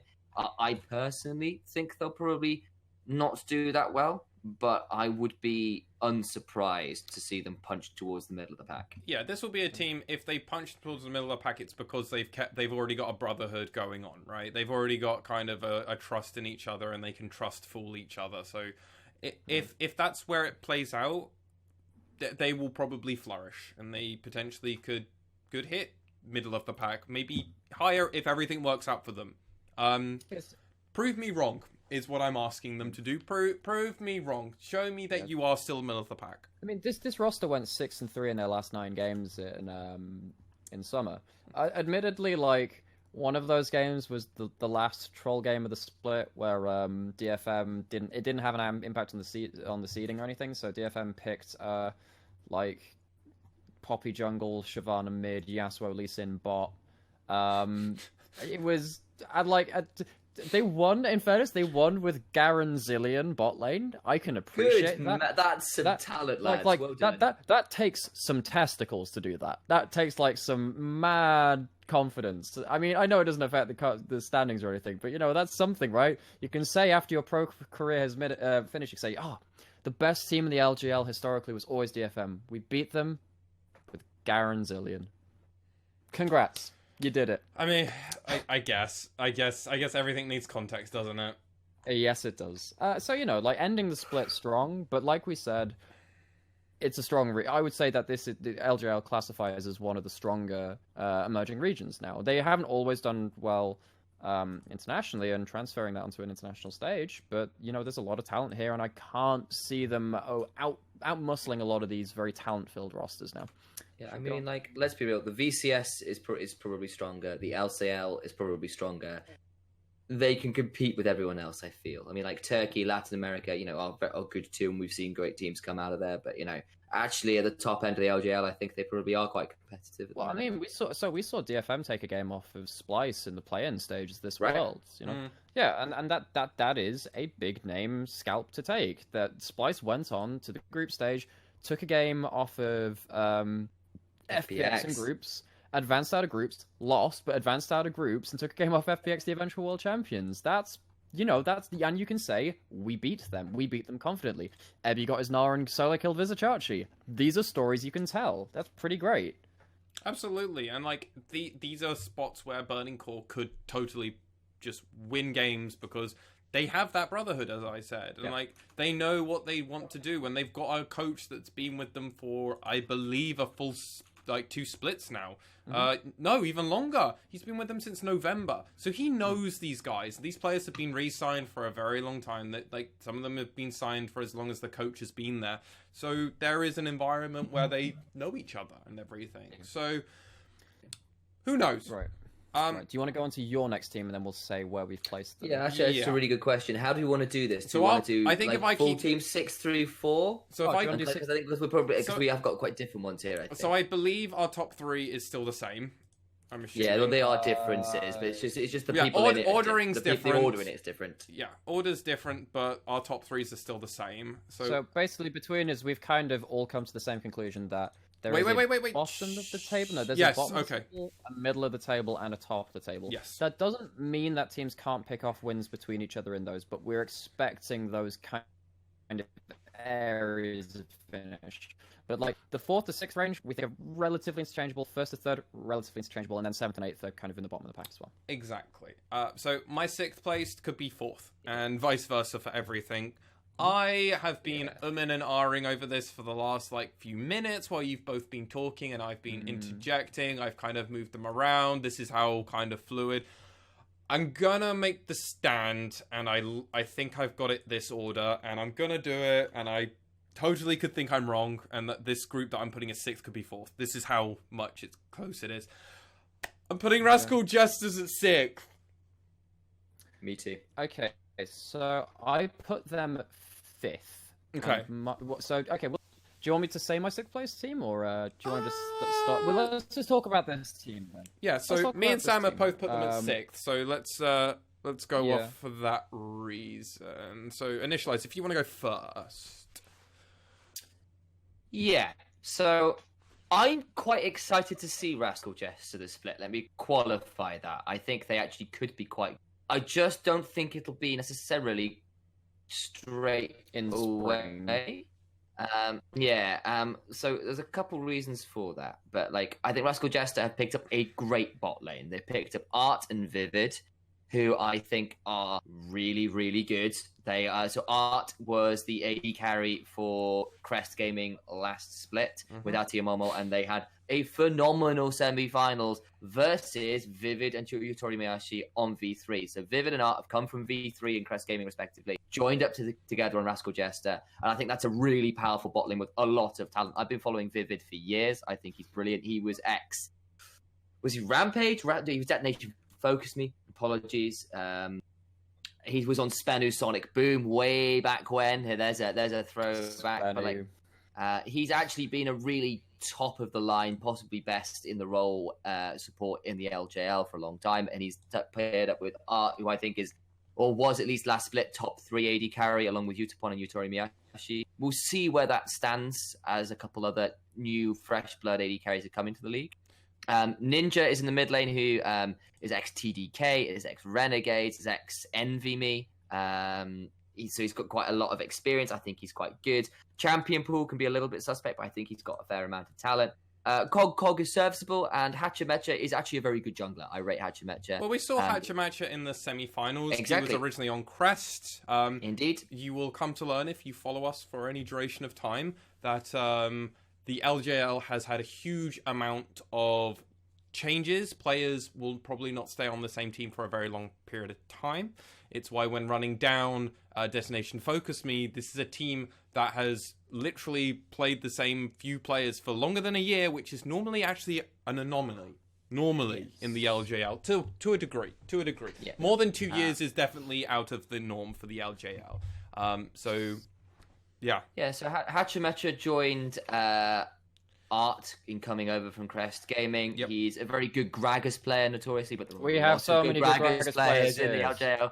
Some Oh my great God. players that come out of there. So actually, potentially, so those guys come over and they were both very good players. So actually, I think it's largely an upgrade for Rascal Jester. I'm just aware that there is actually, I think where was Cog coming from? He's just been on Rascal Jester. Yeah, he's just a So, re-sign for Rascal. Yeah. Cool. So the solo lane's re-signed from Rascal Jester. So yeah, so the solo lanes, but actually, I do think it'll potentially take a little while for some bot lane synergy to form. I think having a new jungler in can be a little tricky, and I think jungling is very much a team game at a pro level.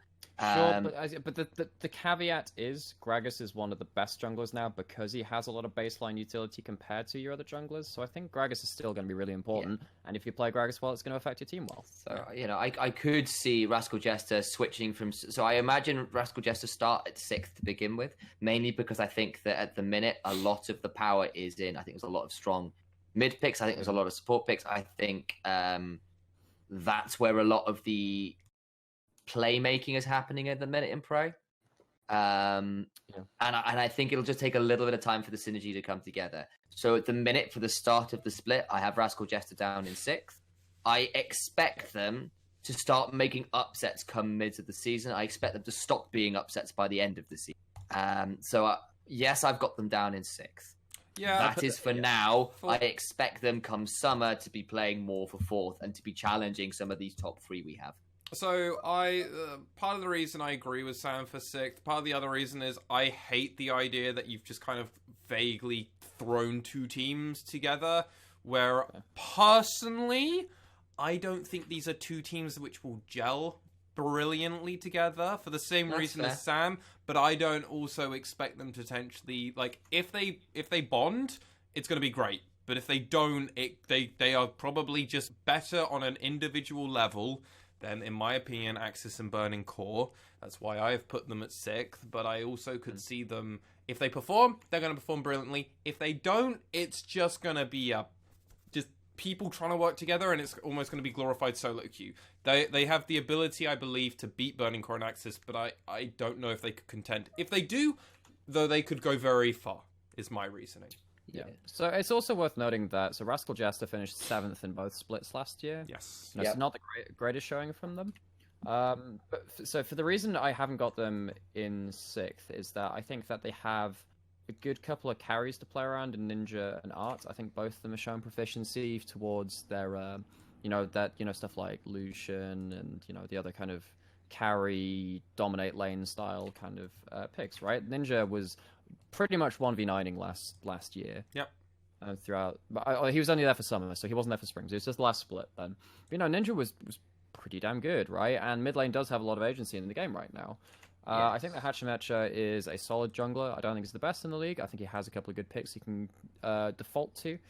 And, I mean, so do you guys have much else to say on this team, or do you want me to lead into why they're better than my 6th place team? Yeah, if you want to say who your 6th place team is, because I'm interested. Yeah, so I've my got other arguments, but they'll come later. Yeah, so I think they will be better than a 6th place team, V3 for me, actually. Swapped around for me. Yeah. I've got Rascal 6th, V3 5th.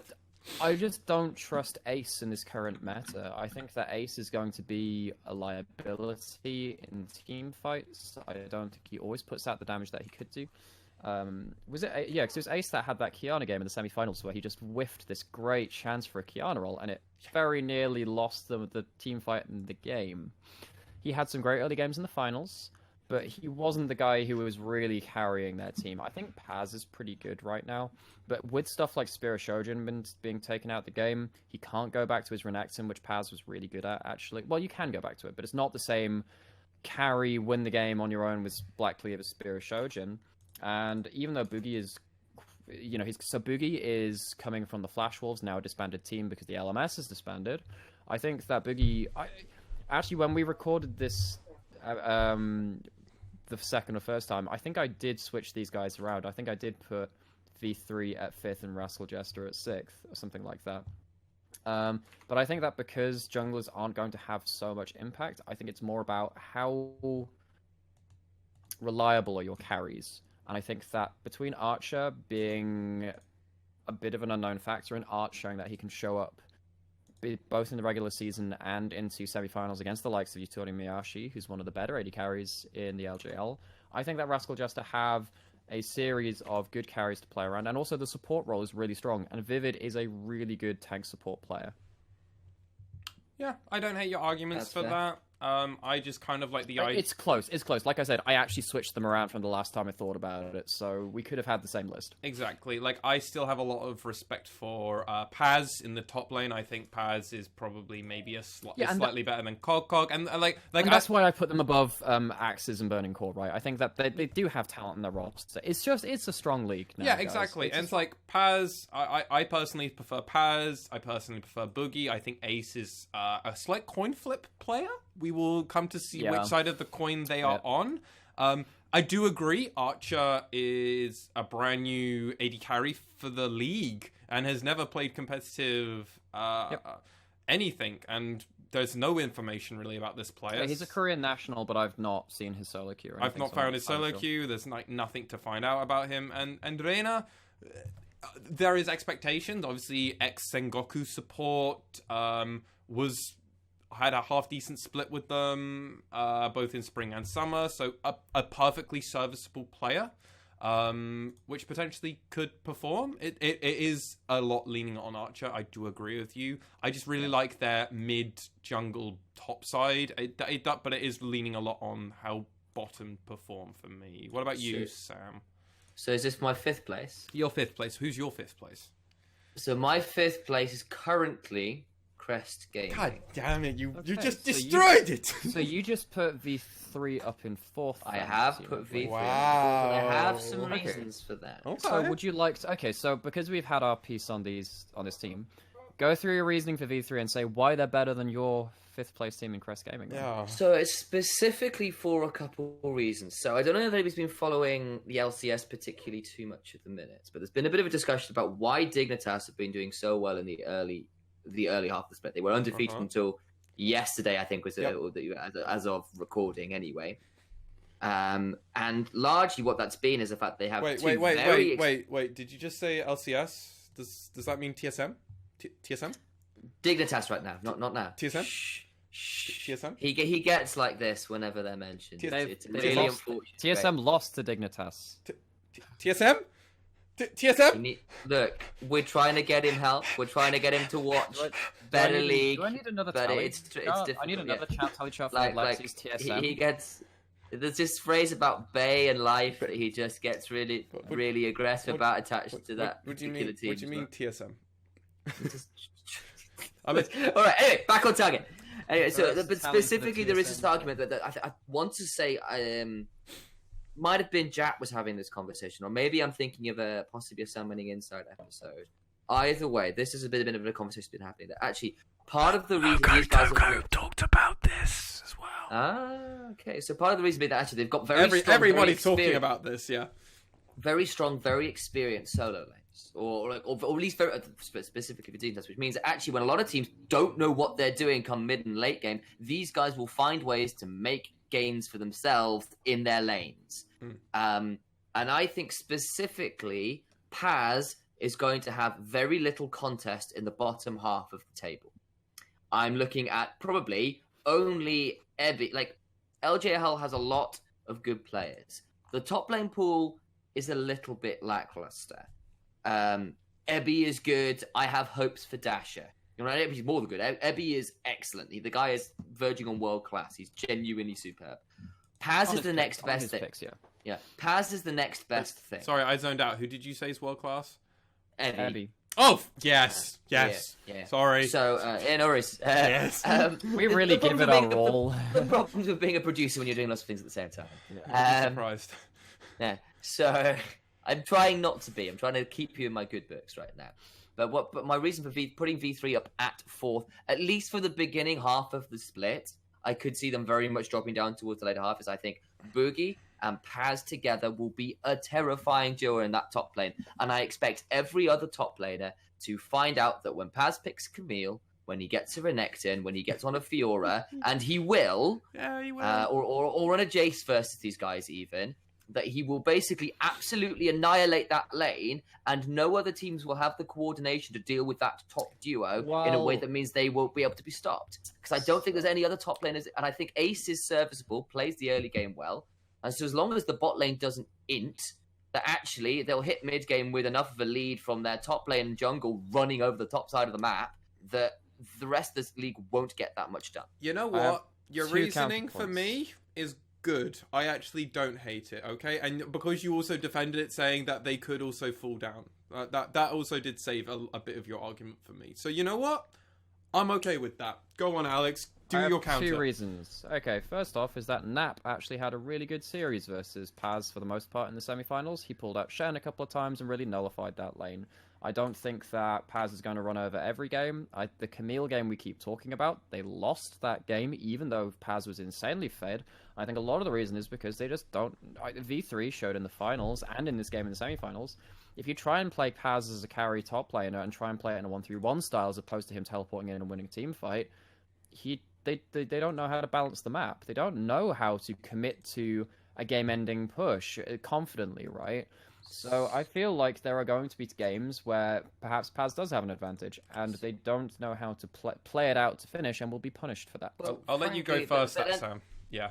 But I will argue, but specifically around that semi-final, so yeah, he lost the Camille game, but he took a Nexus turret by himself 1v3. When they should have finished the game. They didn't because they weren't experienced or have... Sure, but that means that like 3.5 games there, he was kind of winning, right? Like that means that 1.5 games to Nap, who I also felt like survived just about on Aatrox, but came in severely behind, like a level or two. Camille is a good matchup into Aatrox. But he only picked the Camille the once, remember? In my opinion, that's kind of redundant because this is a slightly new V3 roster with a very tenured jungler now, and it is a lot easier. I think is an upgrade. Big upgrade. I think Boogie's superb. Exactly, and I think because of that, potentially they now can play around Paz if he does get fed and he needs to carry, because someone like Boogie can play around that ability, and I believe that is an upgrade. Also, someone like Archer coming in, an unknown player, but with the correct coaching, right? This is like outside play stuff. If he's guided and coached and kind of taught in the correct direction, he might be able to rely on not only Paz and Ace to carry, but he also might be more comfortable if they go, we need you to carry, we trust you. I don't know. I have to be slightly biased because of my team I'm going to be... The problem I have is that the coaching staff is the same. Huang and Son are the same. They've been a duo since the summer last year, so the last split, but this has got Maple Street. Let's just remember that, V3 Maple Street. I'm pretty sure he's on Sengoku. Oh, is he on Sengoku now? Yeah. Okay. Don't matter. Also, frankly, you got to remember that, like... I'm putting that down as a tally. You've also got to remember, like, largely, these are the solo laners that got through to the finals last split. Yeah, right? That's some talent there. But they also had Yutori Miyashi and Vivid as their bot lane, which are absolutely premier bot lane people. Massively in the LJL. true. Yutori Miyashi is a win condition in himself if you play the game around him. We saw that in various games. He played the Caitlyn in Game 5 in the semi-finals, crapped on that game, played the Xayah in Game 1 with Xayah Braum, and if the game goes well for them from lane, you just know you can play around that lane and win. They don't have that anymore. Or at least we assume they don't have that anymore because we don't know anything about Archer. So, here's where I stand with them specifically. I think they're going to be massively a gatekeeper team where they will lose nearly every game to teams above them because they'll know exactly how to deal with Paz. You won't be able to do anything. I think they are going to be able to exploit teams below them. Because let's have a look. Crest Gaming. Nap's good, but I think he's not as good as Paz, and that was proved in the semi-finals fairly consistently. Yoshi was a substitute last year. He wasn't even main. They lost the jungler they had. They lost Hachimecha. So, Ari is great. Happy to have him. Gango is, we saw little bits of him in the LCK, right? He came into Dragon X wants to play a Draven game or two. He was on Katie Rolster. Sorry, Katie Rolster. Yes, that's right. But I mean, he replaced Prey for a game or two, didn't he? Don't know. Yes, I think that was the way around it was. Someone will have to correct me on that. But Grendel is new, and Grendel was a substitute as well, right? You know, Grendel was a top laner even. He's transitioned down to support. As of the split before. So like that's two kind of yes, Grendel's kind of returning to support, I want to say. I think that's what he was previous to the split last. But even then he's been a substitute player. So for Crest, I put them in fifth logic because they've actually got two players who were substitutes last year and are kind of moving up to the main roster. And I think that's quite exploitable. I've been over why Rascal Jester, and I think that they brought in new players who I think will take some time to gel. And at the minute, I think Paz and Boogie, like that's a relatively easy duo to pick up a couple really strong champions, pick up your Pantheon Taliers, your release Renekton, dive that top lane, exploit some of these newer rosters who have brought in some players who won't have the experience to deal with it yet, at least for the first half of the split. And I think that's the reason they'll take games off the lower table. No, I agree, and that's why it is close between the middle pack for me, really. But for me, the reason is that like Rascal Jester has like Art and Ninja, which are more reliable carries for me. Sure, no, I get that than Ace and Archer, because I just don't know if Ace can carry through into the mid game or the late game. With Crest and Crest, I had in fourth. Because I feel like Adia and Gango are just more reliable carries again. Exactly, and my issue is to support the substitute players coming in for them. I try and discount substitute players when I look fully at a roster. I try and look at the main roster first and foremost. Sure. So they were substitutes last year, and they've moved up to the main roster. Right, sure, okay, that makes more sense. I mean, the thing is, like, Crest Gaming is like a found and far truth team. They almost always make playoffs. Like, they almost always make playoffs. They're in the top of the split. They're always performing well. Summer 2018 was their first year, and they came sixth. But then after that, in spring and summer of 2019, bang, bang, both in playoffs, only coming third because of how it went. Like, this is a team whose roster is used to getting to the top of the table, and that's why I have put them there. Luna and Nap Adia and Nap have performed at the highest level and have been definitely at some point some of the best players in the LJL, and I think you have to remember they went like the 17-3 equal with DFM last regular split. Yeah, sure, they lost against V3 in the semifinals, but they had a really good regular season. Exactly, and while Yoshi was originally a substitute jungler and now has been brought up, that's where I understand. I think I'm misunderstanding. That's still a legit. Yeah, that's like still a legit thing. Like, they have been around the players who now they are stepping into the originally of. But like Gango has had legit like bot lane experience for years. Yeah. So Gango, just for context, so right now he's always been a solo queue star. But what people don't necessarily realize is that way back in 2014, he was picked up by the Samsung organization to be like a backroom player for the Samsung White and Blue teams. These were the teams which just nuked Season 4. These teams were nuts, arguably some of the best teams ever seen in League of Legends, because Season 4 career was just such a crazy time. And this guy was picked up for his solo queue prowess. Now, he's never really seen wide play and professional. His first year was last year on KT Rolster, and a bit of a maligned team. Not great. This was kind of like not the best KT Rolster. They had to play in the relegation matches, put it that way. It wasn't great. But this guy, when he got his Draven, took a game off of SKT. Then that was a team which made it to the World Semifinals, one of the best teams in the world. Gango has definitely been a solo queue god on stuff like Draven, MF, Lucian, all the picks which are currently... All the things which are good, yeah. Well, Draven, some people have some different opinions on it. But no, this guy's in Korean Challenger up near the top of it. So for me, being taken out of the LCK where things are very, you are punished for everything in the LCK if you slip up. This guy if he gets to play in the LGL, the style which he does like to be aggressive on these picks, I think will be a really good carry. Yeah, and Yeah. Grendel has been a long-time member of the Crest Gaming team as well. He's been a part of the family since early 2019. Is this like the Mafia family or like the Yakuza? He's just been a substitute. Like, he was originally support, then a top lane, and for that brief period when Nap wasn't going to play, and then he did playing. So he became a manager, and then he was a substitute top laner, and now he is a support player. And it's been like a crazy year for him, but he's been around doing all kinds of stuff. And when he has played, he was on Hex and had a very middle-of-the-run Challenger season. So, like, this is definitely a proven player who's been under the guidance of some of the best in the league who were able to make playoffs and came second because of it. So, like, I mean, I have high hopes, but I don't think they're going to be the top of the top. No, they're no. I put them mid-table in, definitely. Yeah, I've put them in 5th at the minute because I rate Aria and Gango. I think they're great players. I think that's I worry a little. totally I worry fine. a little bit about Gango and communication issues. Because it'll be his first split in Japan, and that could be an issue. Yeah, and did just think actually, about and Yoshi and Grendel kind of stepping into some fairly big shoes to fill means me put them in slap bang in the middle because I think they're going to win some. I think they're going to lose some, and I think they're going to be a little bit volatile. Yeah. So The Ace of Spades, though, Ace is in fact over on.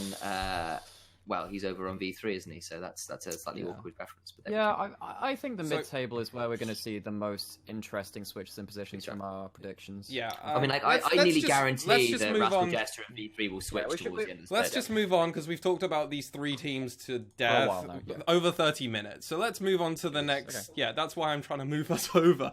So Yeah. our top three, we all have agreed on our top three. We agreed on the bottom. We agreed on the mid. So let's get to the top three. My third place team, and I imagine again, this is a top three where we all agree it could change around, relatively speaking, but my third place team is Sengoku Gaming.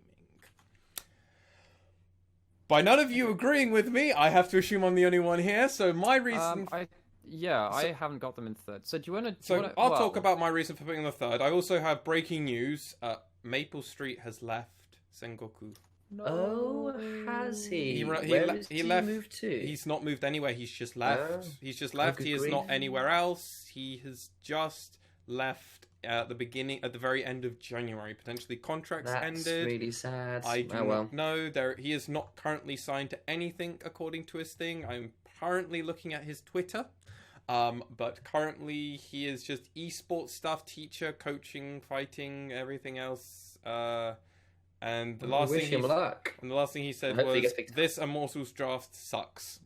I mean, I would agree with him. did. That was on January 26th, 26, and I would Wasn't definitely, good. I would agree with him. It was not a very good draft by them. Yeah, he's been removed from the global contract database on the January 31st. Yeah, so- Oh, damn. That makes all everything we said in the intro segment about, hey, come talk to us. I mean, I still want Well, maybe there's I mean, more I'll reason still for him to look come talking. talk to us. I mean, now. absolutely. Tell us. Breaking news. Break it here on the LJL Unofficial Podcast. Absolutely.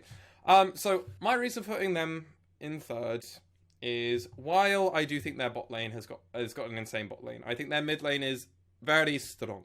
Very, very strong. I don't think their mid laner is the strongest, though, out of the three.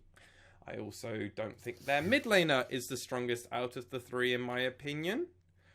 Even though he is arguably their star player of blank. I think also Apperman is potentially the worst out of the three. And for that whole reason, I've kind of gone through saying I don't think the mid laner and the top laner are the top three. And that's why I'm putting them here. It is crazy that I'm putting Yutori Moriyashi in this... That's another one. Yeah, that's another one. I felt it as it came out. I felt it as the last part of it came out my mouth. I was like, damn it. I have to apologize to this man in person at some point. Yeah. We'll get you out to Japan. We'll get you doing some proper Caesar. Like hosting on top, apologies. like actual in-person hosting. For the finals, maybe. Who knows?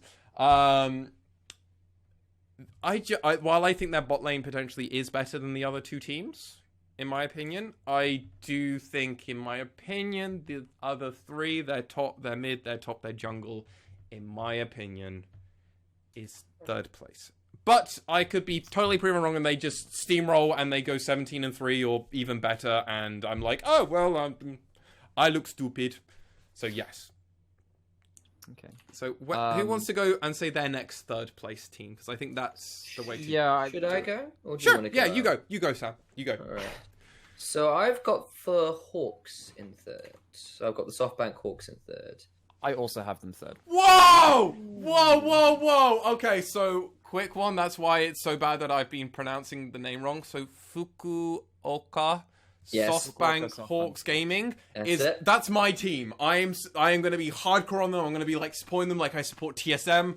I will buy their gear. I'm going to wear all their stuff. I'll be screaming SoftBank Hawks all the way through it. Don't worry. We're getting some cheerleading pom-poms. 100%. If they have a mascot, I'll cosplay it. Like, Yeah, so if fully they win finals, are we going to get you doing like a dance routine? oh, 100%. I'll do some idol bullshit. Okay, we'll like, let that 100%. down. Ovally's LCS anime dance is gonna have Oh nothing. yeah, like I'll Nothing do caramel dance into like something of theirs. Like 100%. Oh, that's so 2008. I know. I had to bring that reference there. Our viewers are gonna have like no clue what this reference is. They're gonna Oh, that's Google it, regret your life, but it's gonna Camel be Dancer. there. Yeah, that's just that was just the That might just be linked strangest in the- period of like random anime fandom. It's definitely up there. Oh, so what's your both reason for putting my team?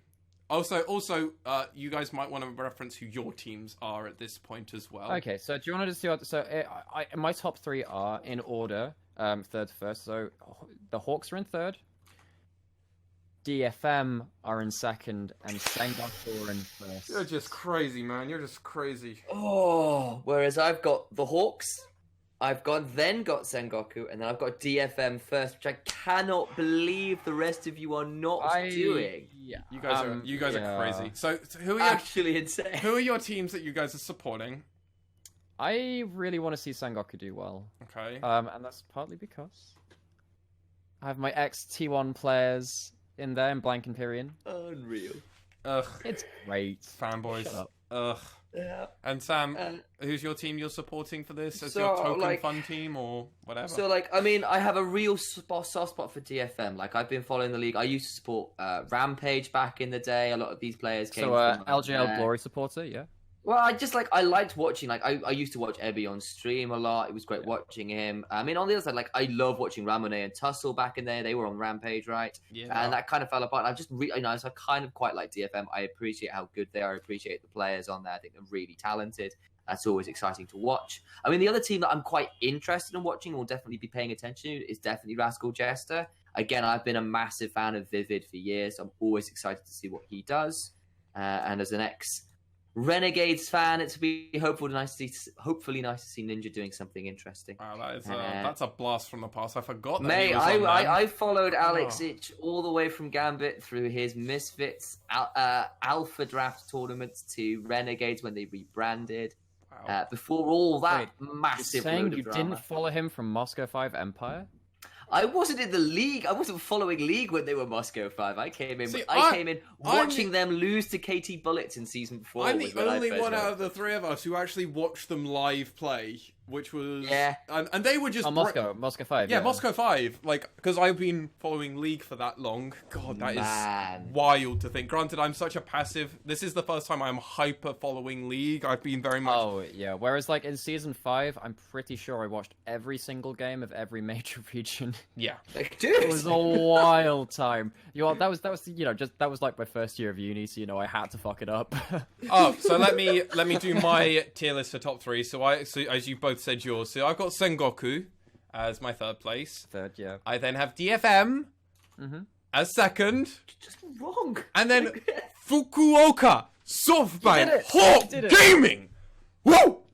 My boys, I'm gonna. Okay, Sam, I know you're in pain that we put DFM as. Oh, it's just. And I actually have to say, now I'm looking over what I think about the patch notes and how the meta's going. I'm feeling a bit worse about my prediction. Oh god! I'm Come going. on, bit more. That's it. Making me feel. Just keep going. I can already I'm get the going- TSM hypes going. I can do it for Fukuoka. I'm gonna stick to my guns and keep it that way. For the drama although- and the spicy lists. Do Yeah, it, man. I would be really tempted to put DFM first and Sengoku. Look, I will. Let me go last because I will. Okay, Just, so I think it should be fairly easy to dismantle your arguments. okay, so for me, Disagree. you want to go for because we each have a different team as first? How about we each have our arguments for why our team is first, and then that kind of leads into everyone doing their counter that's arguments. fair. Sure. So do I, you want me to- yeah, do you you go wanna go first. You go first. You Oh, go I can go first. first. Okay, Yeah, cool. you go Okay, first. I'll let you take the role, and then I'll now tell I don't you get how. to think of my arguments while you guys are doing it. Exactly. That's why I'm doing this for once. I normally Why take do the I lead. think that Son Goku will be first? I'm going to preface this and say, yeah, Apperman, not the best carry top laner, but I think that this team doesn't need a carry top laner. I think that the top side of the map will just be stable enough because Blank has been playing in stable, a relatively calm early game team since his introduction to the SKT organization. I feel like Blank and Pyrion know how to play the vision game around mid. They know how to play all of the meta champions. Their champion pools are massive.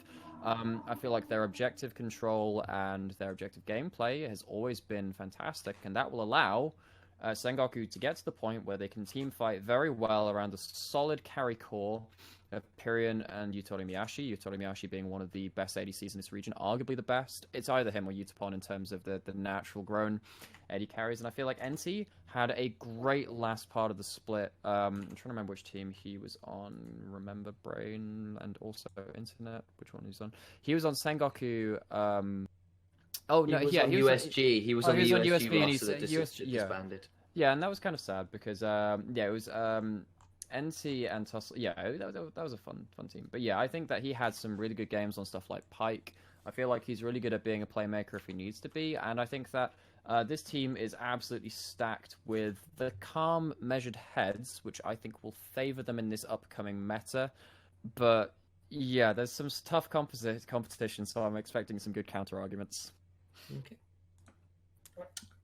I'm definitely going last because yeah, there's got to be some blunt truths. Aye. The two of you fanboys. Okay, so partly I'm biased. I'm more than happy to just say I'm biased because I'm doing the kind of TSM they're gonna win. I'm still of the opinion TSM are gonna win LCS. Like I am just like I pick a team, they have to win in my eyes. Which is why you're the host. Exactly. I'm putting another tally on your TSM. Do not mind. I can get the jersey on next episode of the podcast. 100% it's coming out. Awful. So this is how like if we ever make it, Summoning Insight will never like us because you are on this broadcast. No. I'm the Loco Doco, which means I get kicked off. I get you. Yeah, right, and in other news, if you have an experience in hosting podcasts and esports events, call me. We would love to hear from you. Ha. Except all the emails and everything will probably go through me anyway because I basically sort a lot of that stuff out. So that's just fair. sure, send it over. Fine, I can replace one of these two idiots. It works for me. So I've got so we got Dasher in the top lane, originally of USG. Dasher, originally a mid laner who is now playing in top lane for SoftBank Hawks.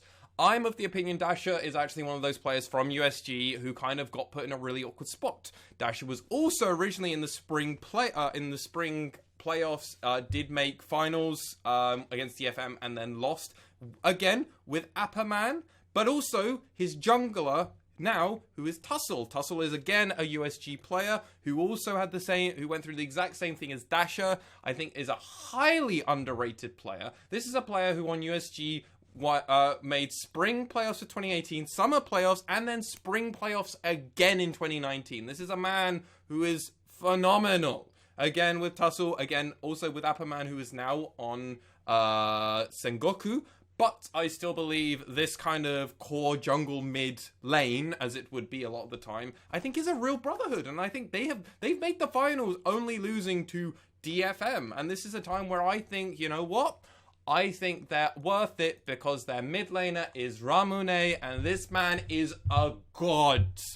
I am going to sing this man's praises. This man is genuinely so good.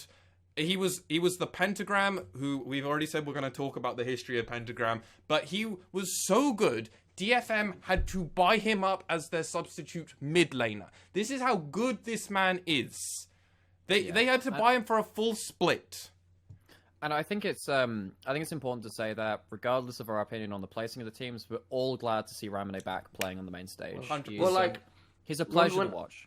You remember when I used to say that I was a massive fan of Rampage? Part of the reason. This is the original Rampage lineup. Yeah. It was Ebi in the top lane. It was Tussle. It was Ramone. It was Yutori Moyashi at the time. He's now renamed to Yutori Moyashi.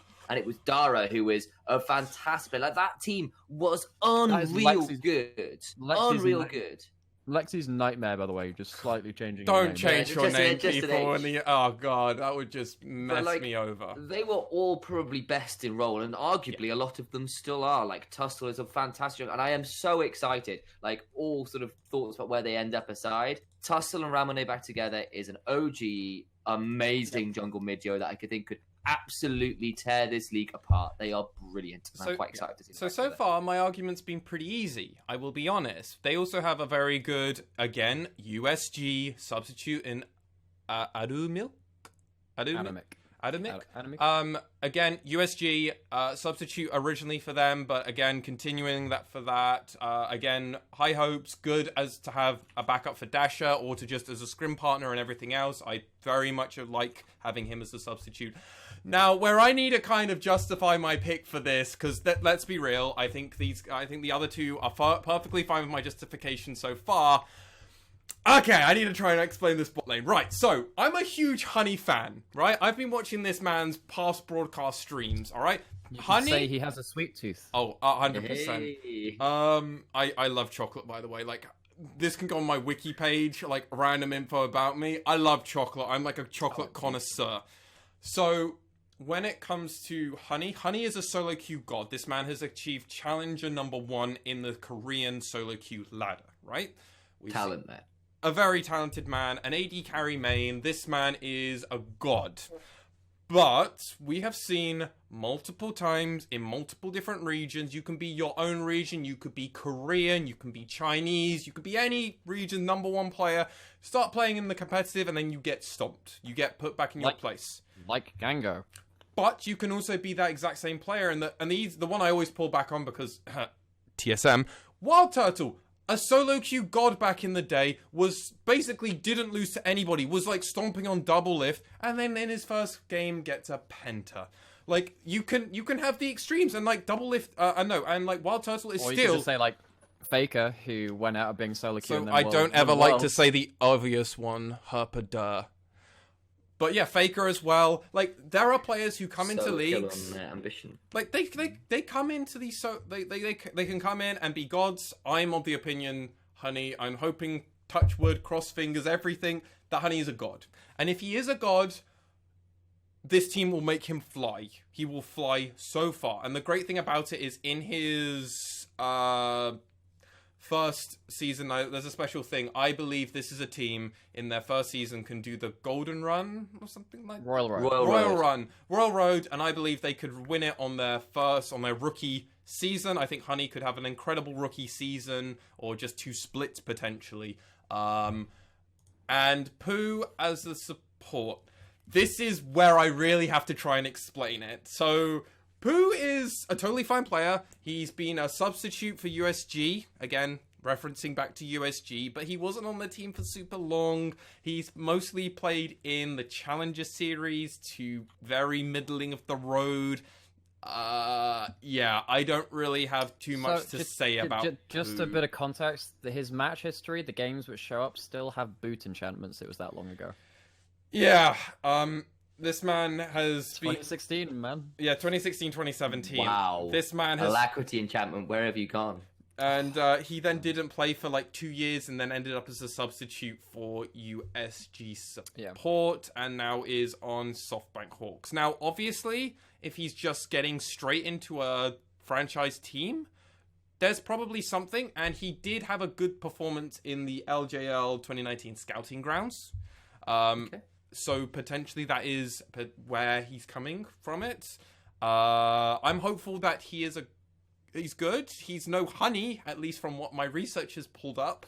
But then I've got very high hopes and expectations for Honey. I'm hoping Pooh surprises me, or at least matches the level of play that I'm expecting from these top 3 teams. All right. I think it's my turn to ruin your guys' days. Yeah. Let us take a really stark look at this team. Okay. Detonation, FocusMe. In the top lane, it's Ebi. It's Steel, it's Seros, it's Utapon, it's Gang. They're all These in the guys top lane. won back to back. Yeah. All the way down that roster. They're all playing top now. It's just five. That sounds like an ARAM in a different lane. They've been playing Top ram. decided that five man bush camping in top is the way forward. I mean, it did change between splits, so I mean, it might be the thing now. Who knows? So, I mean, We got the Enclave. all I'm saying is DFM have not changed a championship winning roster with probably arguably the best players in every damn role. Every damn role. Seros is a monster who brings out target bans every game. You never get to see his Karma. You never get to see his Heimerdinger. His Syndra is good. We've seen him pull out things like Illusion, right? This guy is really, really good. The only person who could compete with him is Ramone, who's been on the bench for a year. And he's on a team with someone who's literally got a mid laner who's just moved to top lane, and he'll be going up against Ebby. And let us be real, like Utapon is in the bot lane with Gang. And those guys ran over Yutori Miyashi and Art, like, Vivid rather, like 2-3 games in a row. Like, that is pretty unreal. And beyond that, there is nobody in the top lane who can put a candle to Ebby. This man is a monster. As I have mentioned before, like, who would you, like, what other people can contest him? Well, Paz was probably the second best top laner in the LJL, and he had his day absolutely ruined by Ebby. Also, Apperman, Like, I he think, went is to legit. Worlds. I think Apperman's legit. Do you really think so? I think he's been very middling. I think It's alright. I think he was again ex USG. I think this is really sad that USG, but I think USG's best parts have gone over into like Apperman, and that top part, in my opinion, is the best part of the old SUG roster, and I think Apperman was. Yeah, he didn't play last summer though, so we haven't seen him for half a year. True, but he's had a bunch of games against them beforehand though. He's been in the league for years and years. I And mean, years. last time we saw him, he did kind of lose 0-3 to DFM in the spring playoffs. Like it was also. But he Ebby made making- playoffs it was back also to Ebby- back, so in the finals. So he's the only person. This is also Apperman who ruined his day in that 0-3, right? This is Ebby who went to Worlds and solo killed Vizichachi. Yeah, like, and then sucked in a handful of other games. Yeah. But, you know. But this is a guy who went to All Stars recently and was doing pretty well on the solo. Was doing pretty well in the 1v1s. He lost to the Shy. Fine. I mean, his Time Catch top does terrify me. Yeah, like actually, Who has that? You can't. I think DetonatioN FocusMe are the only one where they can go lock in Tom Kench, and they're like, so it could be top or support. It depends if they pick Senna or not. And also, like, to be completely frank, Steel has made other junglers in the league look really bad. Like, he has nearly consistently won early games for DFM a lot. I mean, we have to just talk about that Nocturne pick, got... right? Yeah, exactly. Now, granted, Boogie's in the league right now, and I think Boogie has a lot of talent. I think he could be a challenge. Blank. But I think Blank is good. But we've also seen, Blank, Tussle, great junglers. You know, I've got a lot of time for them. We have also, you know, like as I said, I love seeing Tussle and Ramone back together. But let us be real. Blank has also had a lot of memes about him being really quite poor, and like the last place for Sengoku was apathetic, as well. They went 7-14. So my okay, I know where you're going with this, but my counter argument is that Blank has always done better when he has had competent carries, and that last roster just didn't have them, and he has them again now. Yeah. And if you look at the role which jungle is starting to take in this new meta, like while you do have early damage, and that relies as much on your early pathing as other things, you do become much more of a utility jungler. And if I look at the best utility junglers in the history of League, I mean, I think back to Bengi, who Blank played alongside, and this guy Blank, who's actually been playing a lot of those kind of champions over his time. Maybe he's been better. Which is why I have Sengoku up in second actually at the minute. Because for a number of reasons. I think Pooh has got a lot to prove. I think Honey is completely fresh. I think Dashu has literally switched lane, and like there's a lot to learn in that. There's a whole new champion. Not everyone can be Perks.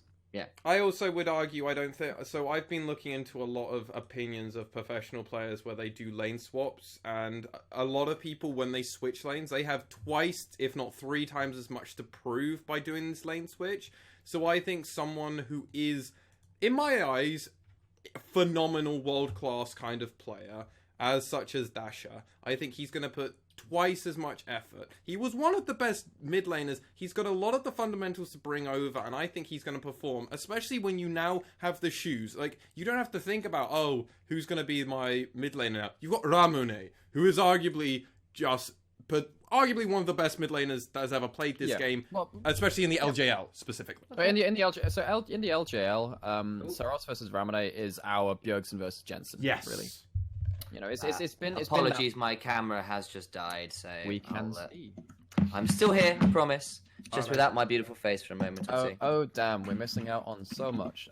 But yeah, so I think that the mid laners for all of our top 3 teams are all really good. Yes, I think they are. I think that Saros has got his wacky champion pool, stuff like Ziggs, Karma, Heimerdinger, which are all just been crazy, right? I think that might change this split because Heimerdinger has had significant nerfs. So I don't think we're seeing as much Heimerdinger. Karma's had some buffs on the other side of that. So we might see a bit more of that. Ziggs, I mean, it's Ziggs. He's really hard to play in a lot of pro matches. He doesn't even have it. He currently has 0 data if you look at like pro builds and all these other websites. Like, they can't find any info. Like, no one plays Ziggs. Yeah, it's difficult, right? So, but I think that Saros can turn games with his unique impact on pick and bans. Well, but it's not like he doesn't play meta stuff too, right? Like, don't make that mistake. And also, let's be real. I'm looking back here, and as far as I can see, they have won every playoffs they have been in, like back till 2018 or whatever. Your camera thingy died. Yes, I do apologize for that. It was I'm not going to have to do a USB charger thing that stopped working partway through, and I hadn't realized it was turned around. I'm going to have to do some janky stuff on the fly now. Half a second. I should be right back in 2 seconds, sir. We can keep talking. Yeah, sure. Yeah. So like these guys have won and won and won with probably some of the best players in the league, and I don't think any of them have got any worse, right? And like, if anything, they've upgraded because they've picked up On Air, who's this amazingly talented, long-standing coach who has played this game for a really, really long time. Yeah, but the caveat is that he's had a week last year, even with his pedigree. I think that but he's also now got a roster who is significantly better than the ones he's put. Well, in the context of the league, in the context of their region, yes. And this is why I'm kind of I don't regret it but there's definitely some second thoughts about me not picking DFM because like. And also, like, the other thing is that when you're playing really long team fight driven games, you really want to trust those teams which know how to just slot into the same routines, and DFM's been around for so long together.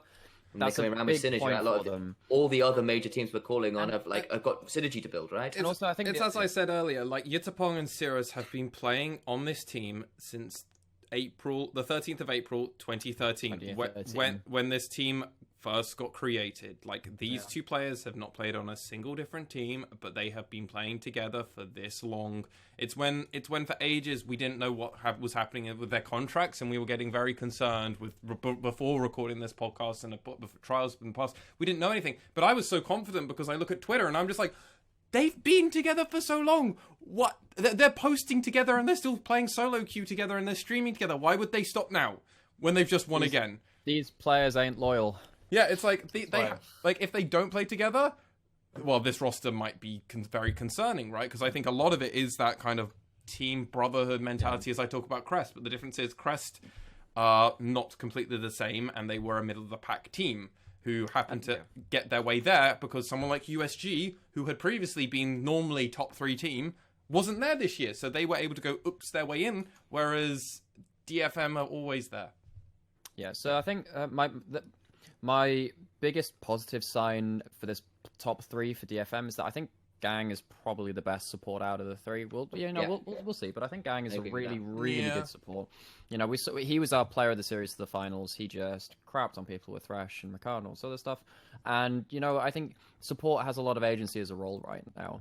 I think for the Hawks, I think that they have a lot of stuff to prove because they're a new roster, but that can give you a fire to play with, right?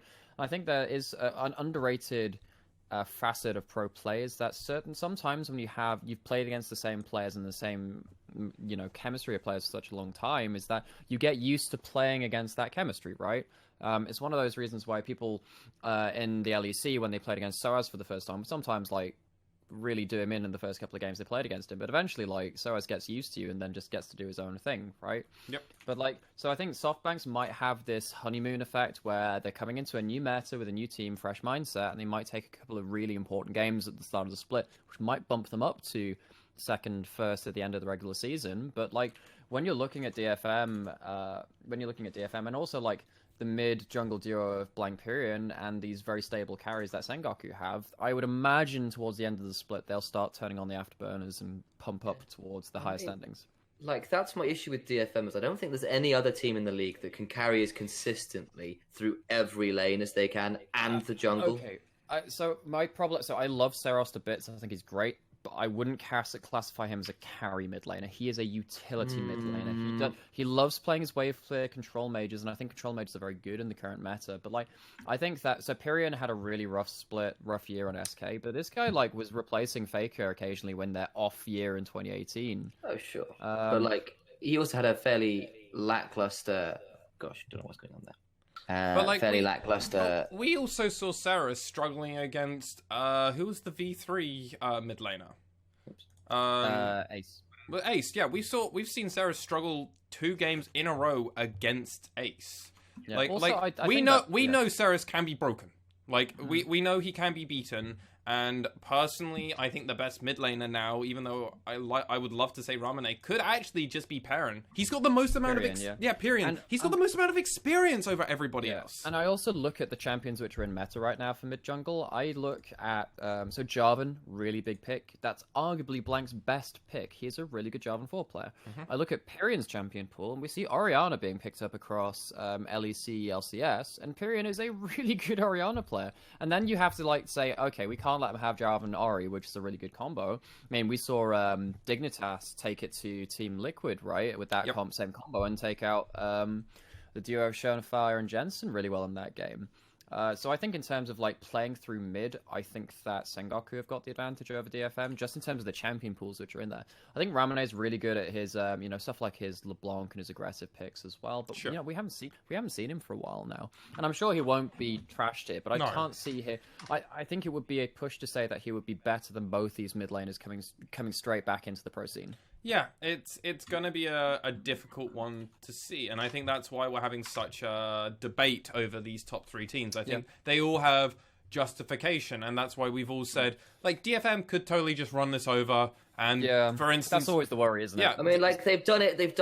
But then, like... They nearly did it 2018 spring, they did it in 2017... Yeah. Like, they ran over 26... Like, they did well in the regular season in 2017. They won the first split in 2016. Like, this is a team that's known how to win for a very, very long time with however many people have come through and left, right? And that hasn't stopped some teams falling from grace, right? You know, Fnatic and TSM both faltered in the last couple of years. Yeah, sure, but, like, what reasons are you giving me necessarily that, like, show me that, like, that DFM are going to do the same, right? Like, if anything, I feel they've upgraded by picking up on air, and like, yes, I think there are teams that will be able to compete, but I don't think they'll be able to do it in spring split. There's too much synergy to build, but think and too many players that need to get used to their roles. Think about it this way: Crest Gaming last split tied their record, right? They're not running over a league. Like, if Crest Gaming last split in the summer split were able to do the exact same as what DFM did, right? Exactly. Sure, they were able to get wins that DFM didn't get. But DFM also crushed C's. They got the 2-0 over, or the 2-1 at least. Over they got 2-1, but they still bled versus V3. Right, so they lost. So like in the regular season, they lost 4 games. Right, so they lost 1 versus Crest, and they lost 1 in a happy game that we talked about earlier versus a Garen, versus Azilian. So actually, that's 2 games. Garen. So if there's 3 games there that are legitimate losses, like, out of an entire split, that's pretty good. That's as good as Liquid in NA. Game 1 in the finals wasn't great. Like, they showed they good as G2 in terms of their record. We saw that V3 bled hard, and then they didn't really get it going till game 4, right? Like, game 2 was just an opposite of what happened to V3. Game 3 was very close. And we've talked about that. Yeah, DFM. 100%. I would argue that because Paz was like. It could have nothing in that top lane. DFM had stumbled. The bot lane lost a lot. Like they were down in CS. Like the only thing that was going well was actually I think Baby on Silas managed to keep them from taking the mid tower. I think game 3 was a slow bleed out. It's kind of the slow down. But it's the easiest thing where it was interesting, but they never had a way to win. But I think it's the easiest thing to look at, right? If a team makes a mistake, like if DFM did stumble because they made a mistake in game 2. Oh no, in game 1, if they make a mistake game 3, V3 could have just won. If they were, in my eyes, if they were given an open, you have to think not everybody's always going to play perfect, right? Games are like this, especially where there's lots of actions and everything. Players can make mistakes. And specifically in game 3, I think game 2 was not particularly clean from DFM. That was pretty back and forth. Game 3, I feel like just the team composition and the way that V3 couldn't play their 1-3-1. They just didn't ever slip into that, and I think that was really quite indicative of how... Okay, so this is a little bit of a rant about the LJL in general. I think LJL has a certain fascination with playing sometimes just really hard to execute upon team comps. Sometimes they just really want to be complex for the sake of being complex. We saw this when DFM even went to Worlds and Play-ins, and they played that massively long, like 60-minute game with Ziggs, and like Seros went for this 1000 AP one-shot Ziggs build, which then they just like and they got dived and died. They just didn't know how to activate their team comp. They didn't know how to play around their win conditions. Yeah, Seros got killed by jungle on his own, I think, and it was just like, it's like you got the Ziggs, I guess, and then you lost. So DFM just kind of like, well, I think LJL as a region sometimes has a fascination with playing hard to execute upon champions and team comps. And I feel like V3 really suffered from that in the finals, particularly in Game 3. Silas was literally the only thing they had going for them. They needed to steal a Skada ult or a Nara ult, and eventually they had to overextend and just die. They had Varus Chains of Corruption was their only other engage, and that's like notoriously the most missed skill shot in the league. I think it still stands It was. So it used to be like 100 units wide, and it was really awful to hit. Now it's whatever, but yeah. But like, so DFM could run over again.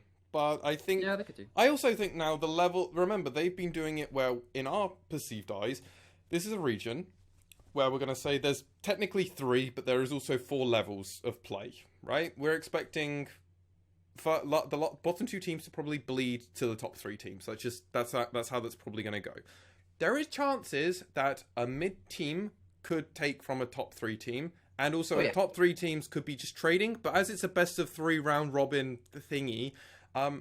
they could also, like, someone's gonna have to go 2-1, someone's gonna have to go 3-0. It's like, this is the nature of it, right? With that in mind, DetonatioN could just slip up, but then also Sengoku and Fukuoka, god damn it. Go on, that's fair. That's fair. I messed up. It's lucky number 10. Hey! God. They could also mess up, and then we just see Crest Gaming and V3 or Rascal Jesters just kind of overtaking and everything, and that's how this could go.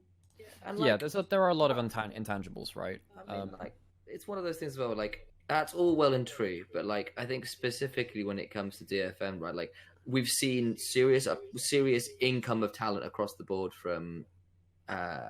Every team basically, except a number of roles apart from really in top lane, and I still think there is nobody in a class that Evie is in right now. And I think that if everything else is becoming even, that's still another lane that's going to be like.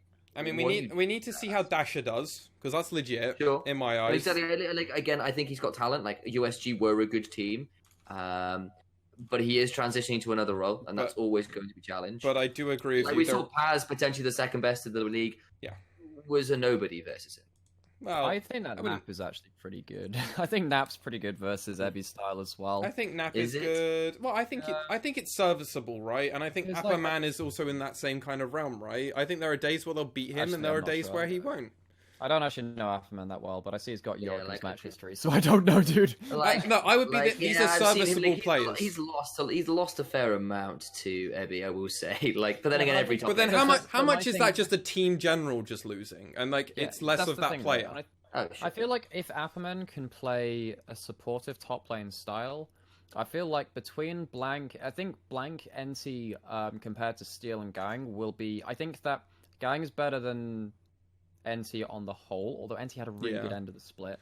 But Blank is actually just really good with his cerebral play in jungle, and I think that because he is just so good at Jarvan, you cannot let him have it. That affects the draft. I feel like he will. And Jarvan's really good at the moment in the meta. Jarvan's really good at Has some moments, yeah, that's true. Well, I can't remember if you were here. Like, I think you were fixing stuff, but like thinking about how Pyrion, arguably his best champion, is either Swain or Orianna, and then Blank's best champion is arguably Jarvan. Like, they have like this killer combo of Jarvan Ori that you can't let them have, so it affects your draft pretty heavily with. I mean, that. you just aggressively just ban Jarvan against them, right? Like, or you take it away, whatever. But like, I feel, we will see, right? Like, I think there's definitely there's a reason those top 3 teams are the top 3 teams. Yeah. I still think the problem is like these teams have still got a lot to prove. Like, you've got to prove you're good enough to beat DFM. DFM have nothing left to prove, right? Like, they have a world championship. They Blank right. does. But my point being that like until somebody else comes to meet them, they are the kings on the throne. And right? I mean, I and think if you're coming for the king, you best not miss. And so, I think that's the best like, thing about guys... this region, right? Like, this is a region now where DFM have kind of put the flag down and said, we're the best. We're kind of undisputed now. We've done it for 4 splits or 3 splits or however many splits, right?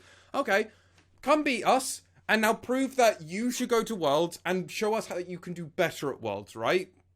Because I think Worlds and MSI now is the place where we actually want to see these teams perform. It's the same mentality that everybody's talking about in LES at the moment, or the LCS. Yeah, LCS. LEC, LCS. Yes. Yeah. God damn it, it's confusing. I'm not gonna. League of European Series. Yeah. And so, I mean, I guess that we've talked about like the top 3 for a while now, and I guess we can kind of move on to a couple more meta points. Because one of the things we wanted to talk about is like, what would be good for the LJL to get recognition, right, within our English audience and amongst others too, right? And I feel like one of them for me, which I can't remember if I wrote it down on our little agenda thing, is that you do want to see international performances. And I feel like iron sharpens iron, and the iron has never been sharper right now. I think that these top 3, and arguably the teams below them, will be able to punch above their weight as well. And while DFM has been contested before, and they lost to Rampage however many years ago, back in season 7 or whatever, I feel like these teams should be able to increase their levels of play. So my problem with DFM, if we send them to an international event, is the Liquid problem, where you just sometimes expect that DFM will win lanes. And what do they do when they don't win lanes? What happens when Ebby, when he's on Gnar, just actually doesn't win? What happens with that? And will that change if you've got this more fresh team coming in? Wait, did Rampage actually manage to get to group stage once, or was that DFM that got there once? I think I remember seeing Rampage there one time way back when. DFM That was before play-ins were a thing. They had the international wildcard tournament, which was might have been that. Yeah. God, that was a hell of a tournament to try and watch.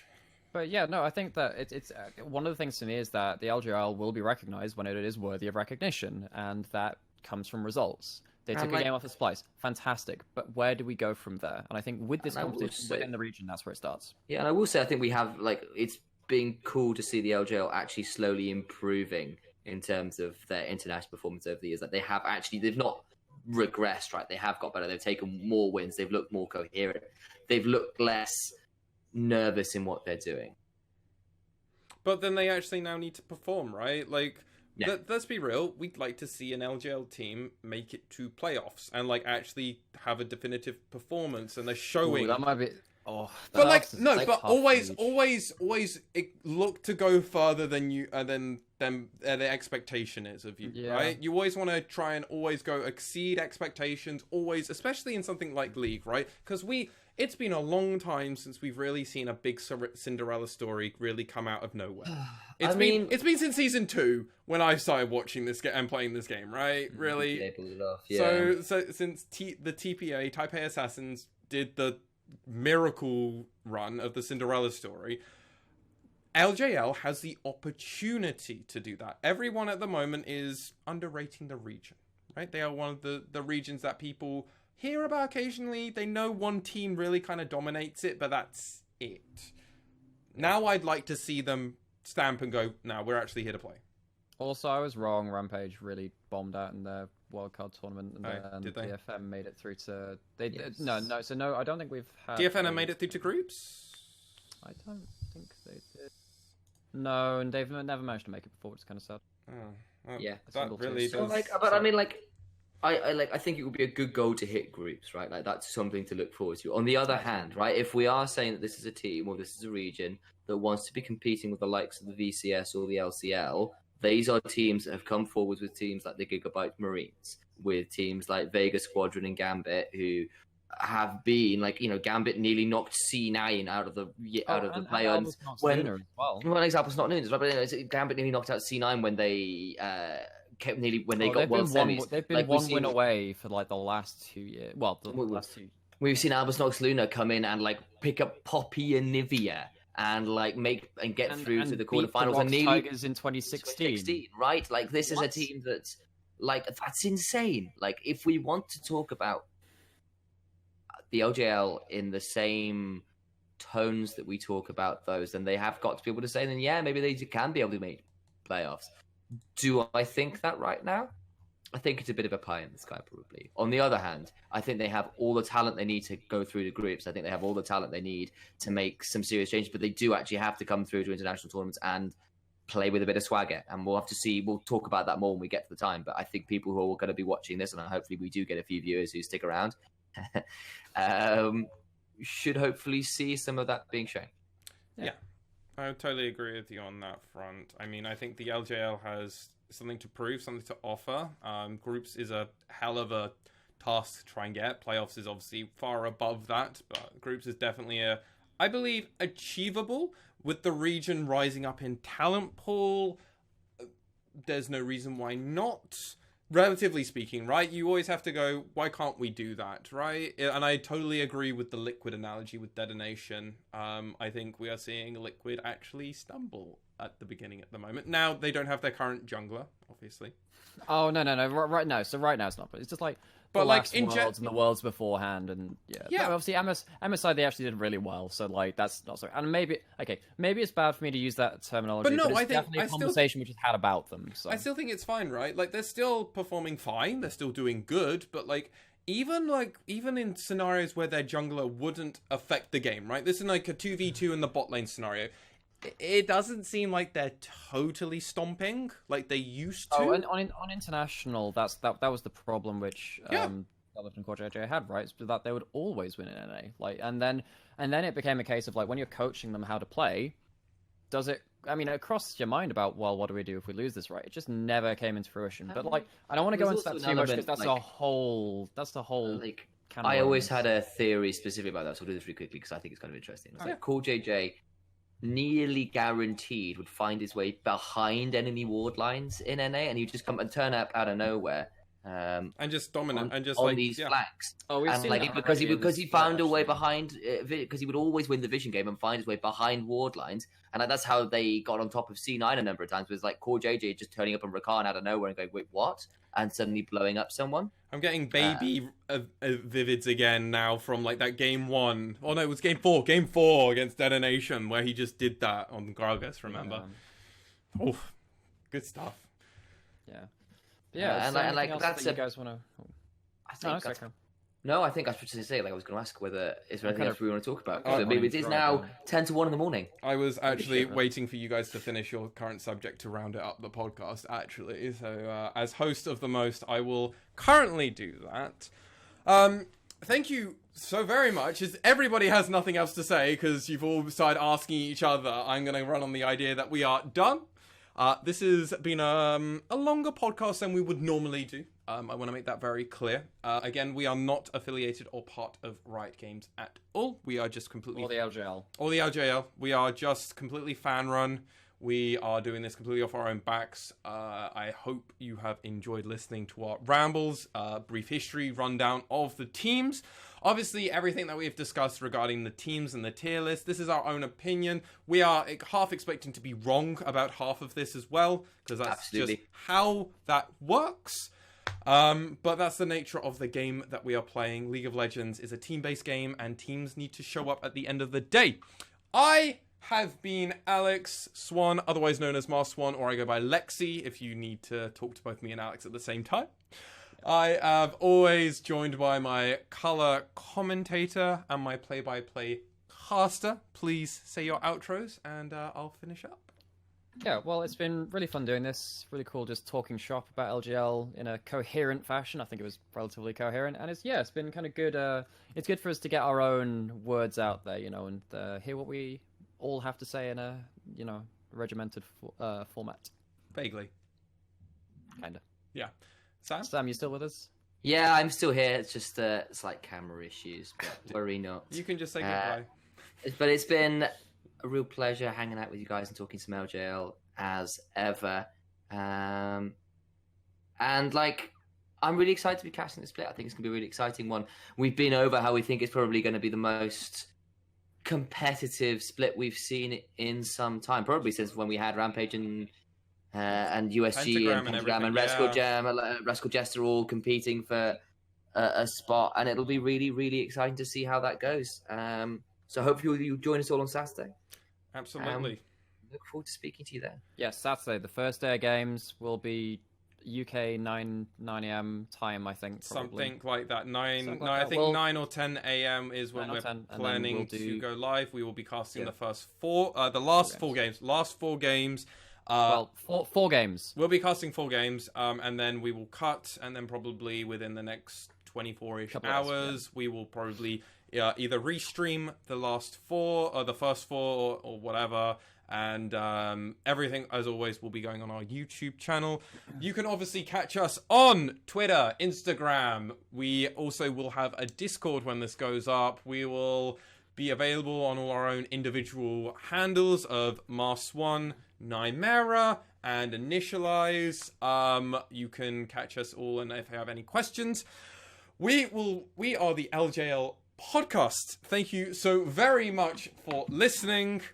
And I hope you have a lovely day, morning, afternoon, or evening. Thank you very much, and goodbye.